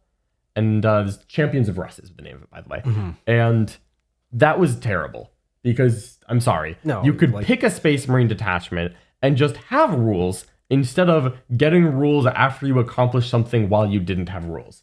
Like literally every army in the game fundamentally starts the game with rules. And Space was just like, I will earn an epic D during the battle to earn the right to have basic rules. But you don't have any rules while you're doing it. No, it will be harder to earn this deed because we are a fledgling army. Yep. However, they now start the game by choosing one of the vows to be autocomplete. They can't choose the +1 OC one, which I think is actually a very smart call by GW, because otherwise you would have OC1 wolves rocking around that could do actions again. Right. And they seem to have not wanted that. But you can choose one of several options. Like you can get... Advance and Charge is the good one. It's sustained hits for your army, and then you get access to a stratagem, which unlocks if you have the thing up, and then that will give you 1 CP Advance and Charge. Yep. And so that's where I think you start most of your games. And your army has sustained hits and Advance and Charge access. And then all of a sudden, it's like quite a credible combat army. Yeah, and all of a sudden, the biggest problem with the detachment is kind of fixed now. And so now, and it's fun because I think this really unlocks some unexplored space because we never really tested deeply Champions of Rust because it just didn't do anything. Yeah. And finally... Now it does. Finally, it does. So I think there's a lot of reason for optimism for Space Wolf players, especially if you wanted to run the actual Space Wolf attack. And not only that, but you have very powerful characters like Bjorn and Murderfang and Logan are all making it into most Space Wolf lists. Yeah. They're very good. Absolutely. So we put Blood Angels in S tier, John, because they are like a very strong combat-based Space Marine army. And now Space Wolves are also a very strong combat-based Space Marine army. Do we think that they are S tier friends? No. No. What's the differences there? Why? The fly keyword. Fly keyword. That is Death Company. The data sheet is a good one. That is. Yeah, there's a couple. That might be the real reason. There's a couple different data sheets. I think the unique Blood Angel data sheets hit harder and are less controllable than the Space Wolf ones because they have fly, because they're infantry. If we're looking at a Death Company versus Thunderwolf, like they're just so fundamentally different because one is a 60 mil base that runs around walls and one is a little 32 mil base that moves through them, and it's so different. Yeah, one of them gets move blocked by walls and the other one doesn't get move blocked by models. Or anything. It just flies. Like it lands and it punches you and it charges and it's nimble and it's infantry. And I think ultimately for a combat army to be successful, your ability to get into combat is like your number one important thing. Yep. And Blood Angels do that the best. They do. And Space Wolves are tougher, but they're more expensive, and then they get move blocked, and sometimes they get shot too many times before they get there. So then let's compare them to other melee armies that are not Blood Angels, like Black Templars. Do we think they're better than Black Templars? I do not. Really? I do not. Is that just because you're a wolf hater? No, it's not just because of that. Okay, I want to make sure I'm being unbiased. I think it's again that the detachment buff of Righteous Crusaders to me still feels a little more impactful than Champions of Rust. And then I think I like the data sheets better as well. I have a big problem with Thundercav just because they are so susceptible to terrain blocking them and to just getting move blocked. I think that when Space Wolves are clicking on all cylinders, they are one of the best armies in the game. Right. But I think that they are less likely to get to ideal scenario than another top army, and to me that keeps them below. I feel, and this may be my opinion on this that isn't based in fact, but I feel like if a Space Wolf army goes first and puts you in wolf jail, it's really hard to get out of. Yeah. But if any of an army with mobility, like a Piranha or two or some Warp Spiders, goes first and just stands 1 inch away from the Thunderwolves and they can't move left or right because there's walls there, you're in wolf jail now. Yeah. You're in elf jail. Yeah. I just think that's a real problem for Space Wolves. Yeah, and Space Wolves outside of Wolf Jail, because I think Space Wolves in Wolf Jail have made it to 8 tier, as we see. But outside of that, I feel like it's a letter. Yeah. It's a letter down. So I think I want to put Space Wolves in B tier. Solidly in B tier. We thinking top of B tier? I think the upper end. I think it's the upper end. Not like literal top. To me, they're in this category. Yeah, I would agree with that. Yeah, I think they're better than Chaos Knights. I mean, this again is based solely on the Champions of Rust attachment. Yep. This isn't on Wolf Lance theoretically, so I think I'm good with that. Yeah, I think that's just. I think I'm just happy with them right there. Yeah. So we're getting there. We've only got five left. Five more to go. But we've got some good ones still. Yeah, we've got a lot of good armies to populate. Yeah, we do. So we got Tal. They're a good army. I would agree with that. I think. How good Tower were they? great. Well, Tau were previously S tier. They were really good before, weren't they? Yeah. They really, really were. They moved for Mont Ka, they killed for Cal Yan, they had really, really cheap, efficient shooting and mobility, and that's pretty much all you need to win the game. Yeah, I wouldn't say that you get a lot of changes for Tau. But I'm sorry, move very fast, shoot very hard is a traditionally good Warhammer army, and it has been for several editions in a row. Yeah. I don't know. They still are cheap. They're like crisis suits got cheaper somehow. They hit so hard. They have multiple good detachments. Breacher Fish are like a cracked thing. Riptides literally beat my sister's detachment. I feel like it's very sad interacting with Riptides for me. Yeah. I don't know. Tau, you wouldn't be a hard sell to get me to put them back in S tier, although I genuinely don't think they're there. Yeah, I don't think they're there. Yeah. But I do rate Tau very highly. Yeah. When they go quite fast and shoot quite hard, it can feel terrifying. Like, I've gone second against Mont Ka and been shot behind my walls and been very sad about it. As well, there is a subtle change. The pivot rule is back. No, it's not that one. not Even more subtle than pivot the pivot rules. rule is back for Fish. And It is Hammerheads. great. That is good there, but that's not even what we're talking The about. subtle exception to coming in from reserves with a more than 6-inch model, where it excludes aircraft. What does that matter? The Sunshark bombers aren't It's good. the Tiger Shark. Oh, the Tiger Shark, you say. The Tiger The Shark. giant Forge World Barracuda-like thing is going to come down and shark me. John, it surely doesn't hit that hard or It shoot does. very far. Just like picture two hammerheads slapped together. Now it's towering. Now it's cheaper than two hammerheads. We're also going to add on 2 big missile pods, 2 cyclic ion blasters, and 2 extra hunter-killer missiles. John, it's not towering. It's an aircraft. It's an aircraft. That's It's so better. much better than towering because it actually just uses true line of sight.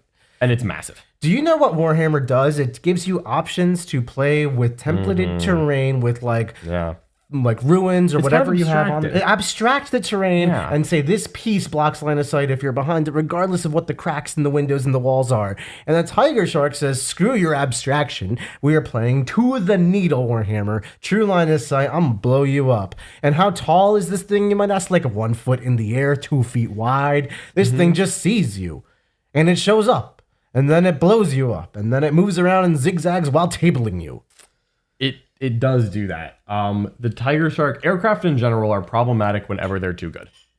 Now, I will say that it's not as good as it sounds, and that it sounds like it ends the world, and I've played against it. It doesn't end the world. You can counterplay it. You can survive it. 2 hammerheads doesn't just table you.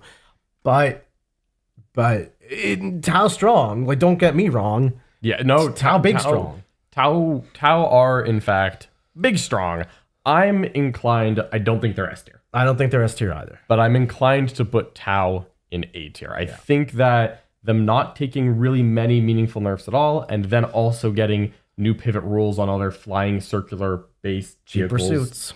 Cheaper suits. The Tiger Shark being introduced as a thing you can inflict upon your friends. A tier. A tier. A tier. Yep. A tier for a Tau. And I don't know how much these results will bear out because I don't know how many Tau players actually have 2 Tiger Sharks. But I dearly hope, not for their opponents because they don't deserve it, but I dearly hope someone takes 2 Tiger Sharks to GW Tacoma. You think they're ahead of sisters? You think the top zippy top? I was just putting them in A tier and I was just going to put ask stuff you. in A tier. Well, I did. It's a delicate balance there. So, Tau in A tier. Where are you feeling within A tier for Tau? I was going to agree with you, but you just jumped to the gun there. Okay, so you think I should just put them in A tier? I think they should just straight up be the top of A tier. Top of A? Top of A. Okay, I'll give it to you. That might just be my sisters versus Tau head-to-head knowledge, and that's not what this tier list is based off of, but I think Tau are better than sisters. And again, I do want to clarify this. I think availability of the Tiger Shark changes this. See, I don't. I think Tau, They're very good without it. sans but- the Tiger Shark, are still up there in A tier. Maybe a couple slots down. We could definitely say the Tiger Shark knocks them up a couple places. not a within letter, tier. just some places. Yeah, but even without a Tiger Shark, I think they're better than Grey Knights, just like worse than sisters. Make that one shift. Yeah, I think I'd be inclined to agree there. So Tau Strong. Tau Strong, Tau in A tier. Salvanis with a $2 super chat. Do non-Terminator Wolfguard work with first company detachment? So I believe off of memory that the keywords don't line up here. Unfortunately, I think that they have the Wolfguard keyword instead of the Sternguard keyword. And so I believe that they don't get all of the right keywords to get the rules of the first company detachment, unfortunately. Yeah. That's my memory. I assume if they had the right keywords, you wouldn't be asking me. So yeah, that's my guess. I don't know, but appreciate your super chat. We really appreciate you, Salvanis. All right. Another super On chat. to the next. Stephen Horowitz with some more Space Wolf smack talk. Talking a lot of smack on Wolf Jail for a channel that doesn't have many matches showing it getting beaten. Well, you know what? We'll see if Mr. Harpster wants to put Space Wolves on the channel more. John, I think you should play against the Space Wolves. You're the one who's knocking them in the middle of B tier here. Happily. Yeah, I'll do it. sounds like we got a stream match coming up, folks. Appreciate you, Steve. Perhaps. Thank you so much, Stephen. Appreciate the super chat. Sylvanus with the $5 super chat again. Do non-Terminator Wolfguard work with first company stratagems? They're equivalent keyworded models for their strats, but don't have keywords. Got it. If they're equivalent but don't have the keywords, unfortunately, they're not going to benefit. Thank you for clarifying, Sylvanus. We really appreciate that. And we appreciate your support. But even though logically a Wolfguard and a Sternguard veteran are like equal rank and equal roles, only one of them has the Sternguard keyword. And so if the stratagem says Terminator or Sternguard or Vanguard, it doesn't say Wolfguard, I think they don't get the benefits there, unfortunately. So that brings us to our next faction. Oh, no, one more super chat. Then our next faction. Ryan G, 2 Tiger Sharks list already won Jesus Weekend. I'm not surprised. Thank you. All right. Yeah. I did not check what won this weekend, so I'm glad that that's validated. Yeah, I think there will be a noticeable difference between win rate with 2 Tiger Sharks, win rate without Tiger Sharks. But I think still good either way. They're both good. I think both will be above 50%. Yep. And yeah, for those of you asking, 1 Tiger Shark is also fine. And also good. Also good. Yeah. And even 0 Tiger Shark, still pretty strong. Still would be an A tier. It's not Tiger Shark A tier, it's Tau in A tier. Tau in A tier. All right. Thousand Suns. Up next, folks. Okay. Let's do it. Previously an A tier army, I think some of us were hoping for some sizable Thousand Suns nerfs. I was. And we got things that look like Thousand Suns nerfs. So neither of us play Thousand Suns. That's true. But to me, I look at the Thousand Suns nerfs and I think they could be played around. So let's talk about what they are. Basically, you've got the ability to not be able to have the same caster use multiple cabals. Yep. Which can be annoying for some small niche plays they do, like maybe deep striking the Demon Prince and then having it Doombolt then move away. Little stuff like that is real. Yep. And then their their no armor save Cabal Kabbalistic Ritual, which is like took a Land Raider with armor contempt and said not for you, is now just an extra 2 AP, which is substantially worse. But when you think about the weapons that it's affecting and how Thousand Suns interact, you're still gonna die. So I don't know that it matters at all. Yeah, you can still put 2 Doombolts on someone. You can't triple move anything, but you just never needed, in my opinion, to triple move T-Suns.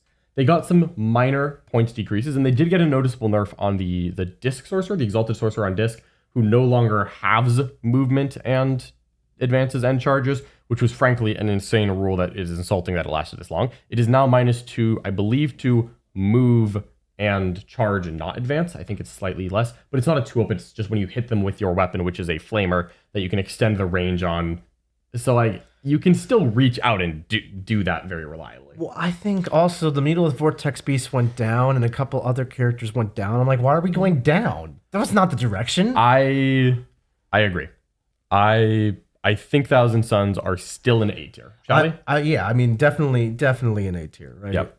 They have to be. I previously in A tier, still in A tier. I mean, I think they're one of the strongest armies in the game, frankly. I think they're not the strongest, but definitely up there. And they've got a solid match into Blood Angels, which is worth a lot right now. Yeah. So let's toss them up there, shall we? Where are we thinking in A tier for T-Suns? You could easily tell me the top of A tier. You could tell me right behind Tau, or you could tell me right behind Sisters, and I'll heal all 3. I think I'd go right behind Sisters. Yeah. I think between Sisters and Grey Knights is where I'm liking them. I am good with that. I think that's a fine spot. I think Tau and Sisters, not Tau. I think Tau, Sisters, and T-Suns are all kind of up there for some of the strongest armies in the game. Yeah. There. Those 3 seem very even to me. I'm sure T-Sun players leave a comment, tell us how impactful the changes were. To me, looking at it, I don't see it. Yeah, I agree. I think they were a very good army that are still a very good army. So next we've got Tyranids. Okay. I just need to preface this, and then I'll let you harp, John. Okay. Every time we do a tier list, and you are not on the tier list, and we rank Tyranids, the masses, if you will, come out from the internet bowels and just destroy us. They literally rip us to pieces verbally through the comment section, and then they press subscribe while they're there. That's really helpful. Yep. Please go, King. Talk to us about Tyranids. All right. Regardless of where Tyranids were before, they have gotten some buffs. Really? I thought they were nerfs. Tyranids have gotten insane buffs. Now, they did get some changes with the Pariah Nexus missions. They don't interact with the Pariah Nexus missions as well as they interacted with Leviathan due to the OC0 change. It is not an only buff, but it is a net buff. There are more buffs than nerfs. +1 strength unlocks a lot of our melee units that were previously non-viable because I'm sorry, but when you tell me that a Horus Specs wins a Space Marine on 3s, I just don't take it. Strength 7 going to strength 8 is massive. Tyranid warriors with melee, they're strength 5. They wound an orc on 4s until their +1 strength is strength 6, and now they wound a predator in combat on 5s instead of 6s. It's massive changes. Genestealers, strength 4 to 5. That is now a real Space Marine killer. Yeah, they got a lot of breakpoints there. A lot of breakpoints. The Exocrine going from strength 8 to 9 is insane. It actually wounds a rhino on 4s. We are at the point where Tyranids can kill rhinos, one of their biggest weaknesses previously. I know that doesn't sound like much, but the army could do everything besides kill a rhino. And so you're saying now it can do everything? It can do everything. Oh, that's not good. Yeah, Tyranids have good movement tricks. They have good combat tricks. They have good shooting actual damage. The way you phrased it before, where Tyranids were an army of bad data sheets with amazing rules, and now their data sheets literally just got street buffs. Yes. Yeah. Interesting. Now, there were some nerfs in there, but the net change is positive. Tyranids are better than before. They've already won GTs. There was like a 3-month drought where Tyranids put together a couple of undefeated seconds but didn't win a GT, and that was a big talking point. They won a couple at the end of the Leviathan pack. I took one. Sam Pope won the US Open in Dallas. Yeah, but very validating, I will say. They have already won an event in the first weekend. I think Innis used Vanguard, a new detachment, to win a GT. I think Tyranids they were previously A tier and they went up from there. Now, I don't think they've jumped to S tier. They have not.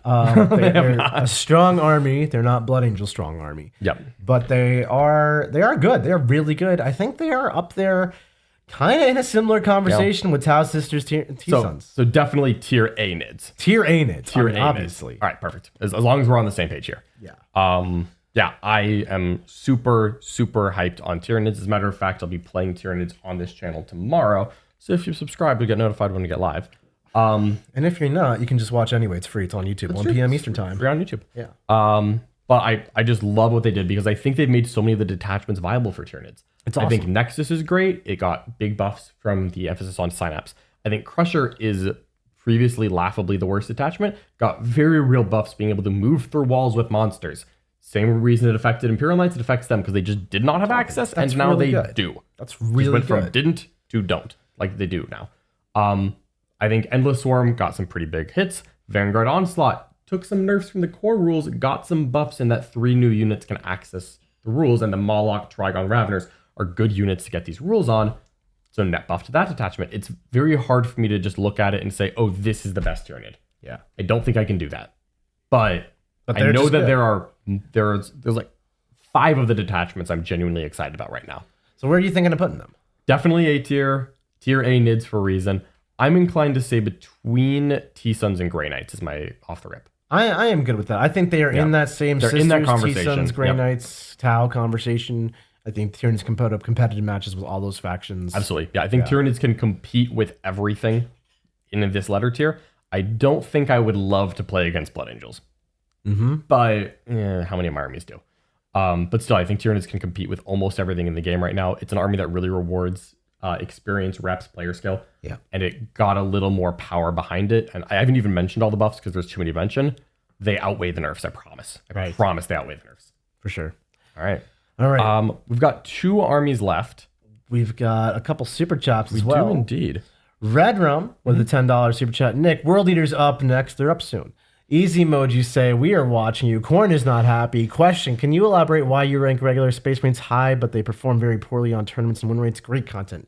First off, World Eaters, yes, absolutely. I can put my money where my mouth is. I will be playing with the World Eaters against Jack Snaps Harpster, who's going to be playing the Genestealer cult. And we're going to see if I can truly do the thing. Yeah. That's going to be up in a couple weeks on YouTube, so definitely click the subscribe button and watch that one. Excited to see that one. Yeah, me too.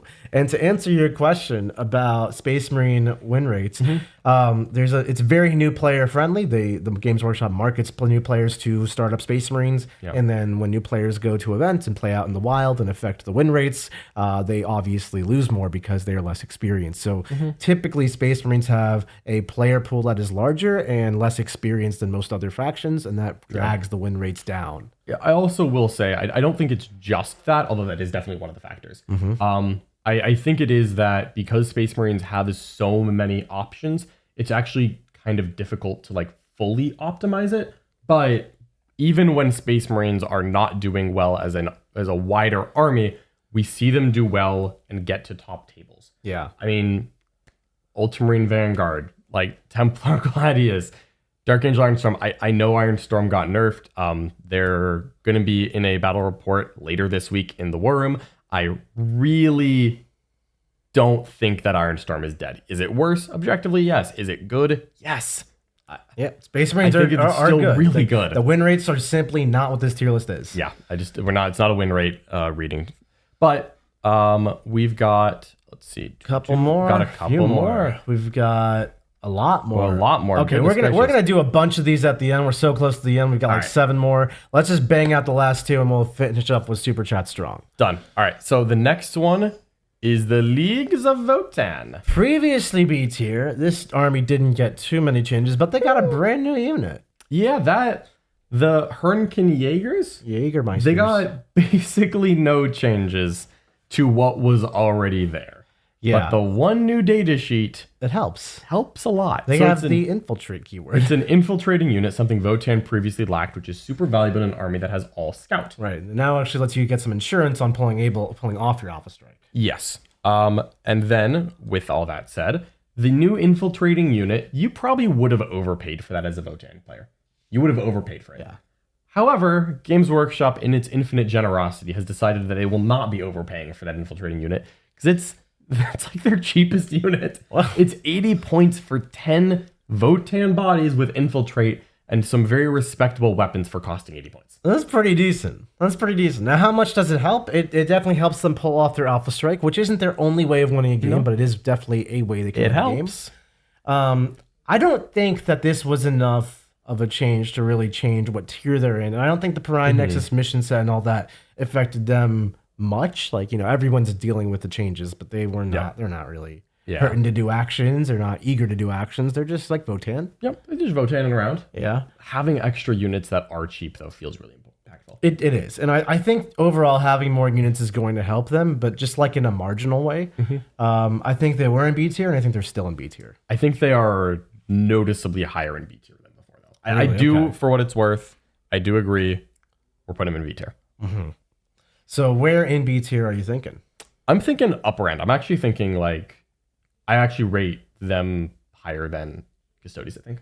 Really? Yeah, I think so. Really? I feel like the Hernken Jaegers are very impactful. If you could give any army in B tier one data sheet, I cannot imagine a better data sheet to give to Votann than what they got. Yeah, I mean, I no doubt that they are a data sheet Votann will take and will help them. I just don't think it changes much for me. Yeah. And that might be the lens I'm looking it through. I mean, well, where are you thinking then? Because we can go a little lower. I was thinking around Chaos Knights Demons. Like, my Demons versus Votann usually is a very good competitive match. Yeah. And I feel like Chaos Knights have got their number. And then I look at... No? No. Melt the cannons of carnivores moving through walls don't got the Votann's It's not number? that I can't. It's that, I'm also getting shot back. It is scary for everyone. Okay. All right, not getting shot back. You're right. If I'm not getting shot back, I've got their number every time. Terrain's dense these days. Uh-huh. Shame if there are infiltrators in them. Yeah, I don't know. I mean... Okay. You can put them where you want. We're in B tier. We're splitting hairs here. Yeah, I was going to go... right there. I was going to go there. I really was.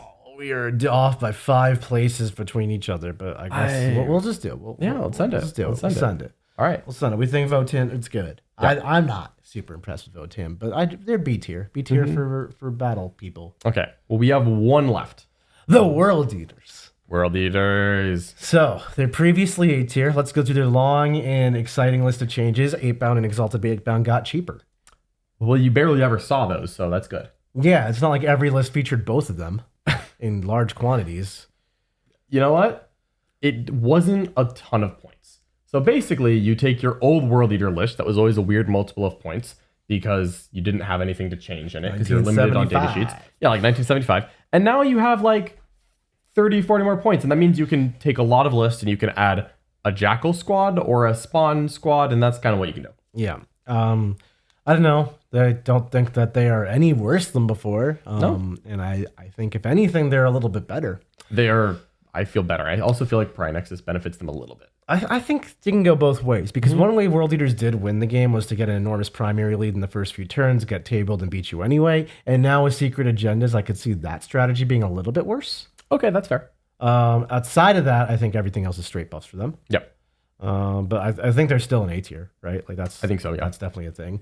Where in A tiers? So let's go ahead and play it. They are making their way into A tier for the World Eaters. I'm feeling that they are not the bottom; they're around the middle. Mm-hmm. I don't think they're the top. I don't think they're quite as good as the Sun Sisters Tau. They're better than Grey Knights is where I'd put them. Better than Grey Knights. Better than Grey Knights. Okay. World Eaters are spicy, and maybe I'm looking at specifically in the hands of Anthony or Jack, but Yep. like in the hands of the people who we do the are thing. privileged to watch some truly exceptional World Eater players just hit people with axes very hard. Not only watch them, but have them coach us in the worm. Yep. Coach you. Yeah. So you want them there. I think they're or even ahead of Tyranids. Look, I'm not passionate about ahead of Tyranids. I'm just saying where I could see them. That's a huge choice. I'm not putting competitors. All right. It's not about if I'm right. It's about the heart. It's about the heart. So I really think that the diversity of Tyranids does actually keep them just barely ahead. That's a me thing. yeah. I mean, they do have way more build potential, but this is not about build potential. This is about best. About best. Yeah. But that's all of them. That's all of the detachments all the factions in the game. All the factions of the game. So we'll leave this up for a little bit so that if you Get your screenshots. get your screenshots in. But let's just talk about what this graphic actually is. It's a lot of A and B. 3 of our tiers have one army. Yeah. And we even argued about some of those armies. Yeah, I mean, John, I could see the real argument for Gene Circle moving up to C tier, but I'm D for disappointed. Yeah. If I could also see the argument for Deathwatch moving down to D for disappointed. I am disappointed, but they're not that bad. Okay. And like even Blood Angels, like I was kind of inclined to just put them top of A. Yeah. Like you're not far from consolidating this into the game existing within 3 tiers instead of 5. Yeah, this you could actually just call Demon or GSC and Deathwatch C tier, move Blood Angels down one, just be like Yeah, that's 24 out of 26 it. factions that are then A and B. And I think this is the healthiest the game has ever been from what I can see. Definitely, this feels like we are already in the best part of 10th edition so far. I mean, not a question for me. It feels like 10.5. It's really exciting because not only is the game in a new exciting place, but also the game is balanced in a new exciting place. So unlike when 10th launched and the balance was completely out of whack, they really did spend a year refining the balance. Yeah, but I think that for the quantity of changes that they made, because I know some people were a little disappointed in April. Well, they have made up for that. Mm-hmm. Kudos to you. Yeah, there was a lot of changes and like quality changes. Yeah. I think they've also brought in some support for the rules writing staff in the form of new hires, and I think it's showing. It's showing. Like genuinely, the game is very, very healthy right now in like a very positive, exciting way. Yeah. So I am extremely excited about where the game is, and I love that. I think that we are so tight together. I think it's so tight between what's better, like what's good right now, where even the armies that are in a lower tier like B tier, they still all feel very competitive. Yeah. Yeah. So, I mean, almost no matter what faction you're playing, you have a really exciting time to play Warhammer. I think if they knock like Blood Angels down a little bit, just like a little bit, and then help GSC and Deathwatch, please, for the love of God, give them some Admech treatment. The game is going to be an A and B tier, and then maybe we tighten the noose on what defines what is in what tier. But right now, I think A and B can genuinely just hang with each other for the most part. Yeah. Like there's a lot of armies that can hang right now. Yeah, that's really exciting.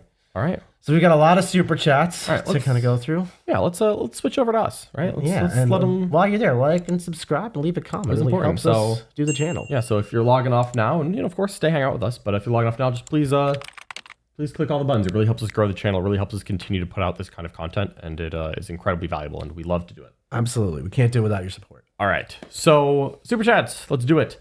So Command Post is hitting us with a $5 super chat. Thank you so much. Declaring Venatari spam as birds of war. And speaking of birds, rip crew detachment. I'm in favor of birds of war. I like Everyone it. likes birds. Everyone likes birds. We're a big fan of birds here. We do. Fate Weaver is a bird. That's true. Crew detachment definitely took some hits from the actual game changes. We'll see if that gets addressed in points in the future. Azuma Kazuma, the $5 super chat. Why did the win rate for Space Marines not matter, or do all us that play Space Marines and get our faces kicked in not matter because one homie is great with them?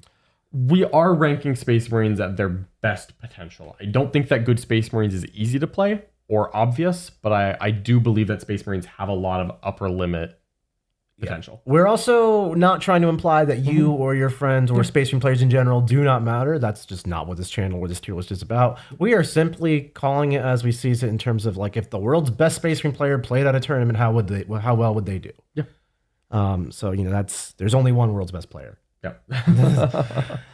Play Valiant with a £5 super chat, just showing some support. Appreciate you so much. Thank you. Tyler Craig with a $5 super chat. Any insights on new units to do actions in Death Guard?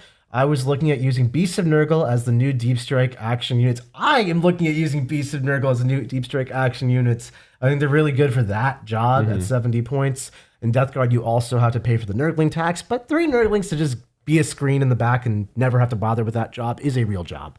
Absolutely. I quite liked, I can only speak from it as Chaos Knight player, I quite liked using a Beast of Nurgle recently in a battle report that's going live later today. Awesome.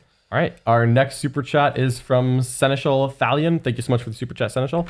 Hi guys, thanks for the nice work. John, looking forward to facing you at WTC. A revenge match for the Eurotrash Cup where you crushed my poor Votann. Look, Votann have gotten better, Tyranids have gotten better. Thalion, I would love to run it back again. I had a wonderful time at Eurotrash Cup. Yeah, awesome. Thank you so much for your support. And then Mr. Dwardhyde? Mr. Edward Hyde. Yeah, I was close. $5 super chat. Hey guys, longtime fan. Thank you. What is your take on the Neurotyrant and Neurothrope being able to shoot in combat? Yeah, so at the moment, a monster unit can use Big Guns Never Tire. I would personally not be surprised if this one got FAQ'd soon, and I think if I were going to an event, I would go ahead and ask my TO to make sure. But rules as written, if a Neuro Tyrant is attached to a Zoanthrope unit, it is a monster unit, and monster units use Big Guns Never Tire. So rules as written, it does work at the moment, but I will say I wouldn't maybe invest in long-term stocks there. I think that a Neuro Tyrant and Zoanthropes are still great. I intend to run some in Nexus where they can also fall back and shoot. So I'm not going to be too sad if I end up getting tagged and I can just fall back and shoot anyways. But I would ask a TO if you were planning to use that rule, even though it is rules as written right now. STE with a £5 super chat. Vanguard Onslaught versus Penton Host in the War Room. We could potentially do that. Yeah, we've played some Sisters vs. Tyranids recently, but that sounds like a fun one. Yeah, and this would be a completely different way to do it. And I don't know anything about the new Vanguard builds either. I'm going to find out about those. I need to paint some Tragons. I do love me some Tragons. I do love snakes. Yeah. I'd love to do that, so maybe we can get on the schedule. Yeah, absolutely. Thanks for the suggestion and your super chat. Chris Todd, who's been a War Room member gold tier for 11 months. Thank you, Chris. Thank you, Chris. I think I had to realize this myself. New players and new Codex Space Marine lists, not Dark Angels, Blood Angels, Black Templars, are weaker and are included in the win rates as well. Yeah, one of the unfortunate realities is that taking Dark Angels or Templars in a Codex Space Marine detachment gives you more than taking Pedro Cantor. Yeah. But if you take Pedro Cantor, that goes into the Space Marine category, and I would not rank Crimson Fist Gladius the same place I would put Best Gladius, unfortunately. Yeah. Play Valiant with a £20 super chat. First tournament upcoming. Was watching some competitive content and wondering why some people use Gladius strat for changing the active doctrine on one unit without being active at the moment. In my opinion, it doesn't work that way. Rules is written. So if you use the strat and you have a different active doctrine, I believe it does work that way. Rules is written. That's always how I've seen it ruled and played. I've never seen it played any other way. Yep. But I believe it does work that way. We appreciate the support. Yeah, I would just check with your TO if you're unsure about a rule. That's always a great way to work. But if you're having trouble like grasping the language of the rules, that they can also help with that too. Absolutely. Fancy Teeth with a $5 super chat. Vanguard and Nid seems very spicy, but Synaptic Nexus has some great benefits. What are your best picks for a Vanguard onslaught list? Leapers?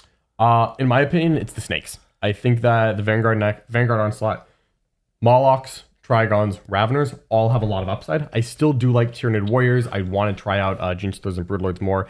But that and all the lone ops, I think there's a lot of just great options for Tyranids right now. Yeah. Thank you.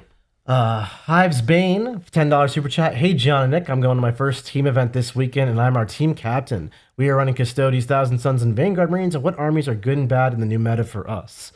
Well, that's quite a question. Yeah, I think T-Sons and Vanguard both are not the biggest fan of something that can play really high pressure and run straight at them and try to kill the mildly expensive high damage power armor bodies. And so just keeping that in mind, maybe using your Custodes as a bit of a shield in pairings. We've done a lot of strategy sessions in the Worm about how to do pairings for team formats. Yeah. That would probably be the thing to watch out for. For Thousand Sons and Vanguard, yeah, I'd watch out for World Leaders, but any army you can get into like a long battle where you just slowly resource bleed them, that's what they love. So other armies that try to play a control match with you that you're just better at, that's going to be good for you. Absolutely. And for Custodes, just try not to pair them into something that will kill them. I think Custodes are the opposite. So whenever you don't want to play with your Thousand Sons of Vanguard, throw your Custodes at that. Awesome. Thanks for your super chat. All right. DL Racing with one more super chat. Thank you so much. So do I jump to my Blood Angels or do I keep having fun with my Catan and Tesseract Vault?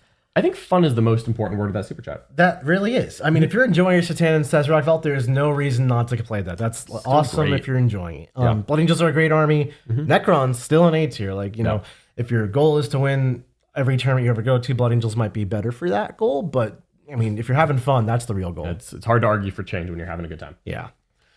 Awesome. That is the final super chat. Thank you so much, all you wonderful people, for hanging out with us for the past 2 hours. Rob, we ranked every single arm in the game. We love having you in the chat, interacting with us. And of course, we'd love to know your thoughts. So please leave a comment below. Subscribe to the channel, letting yourself get notified every time we put out content. Absolutely. Which is multiple times per week. And like the video. It's good for the algorithm. All right. Thank you so much, everyone. Really appreciate you. We'll catch you all next time. Bye. Bye-bye.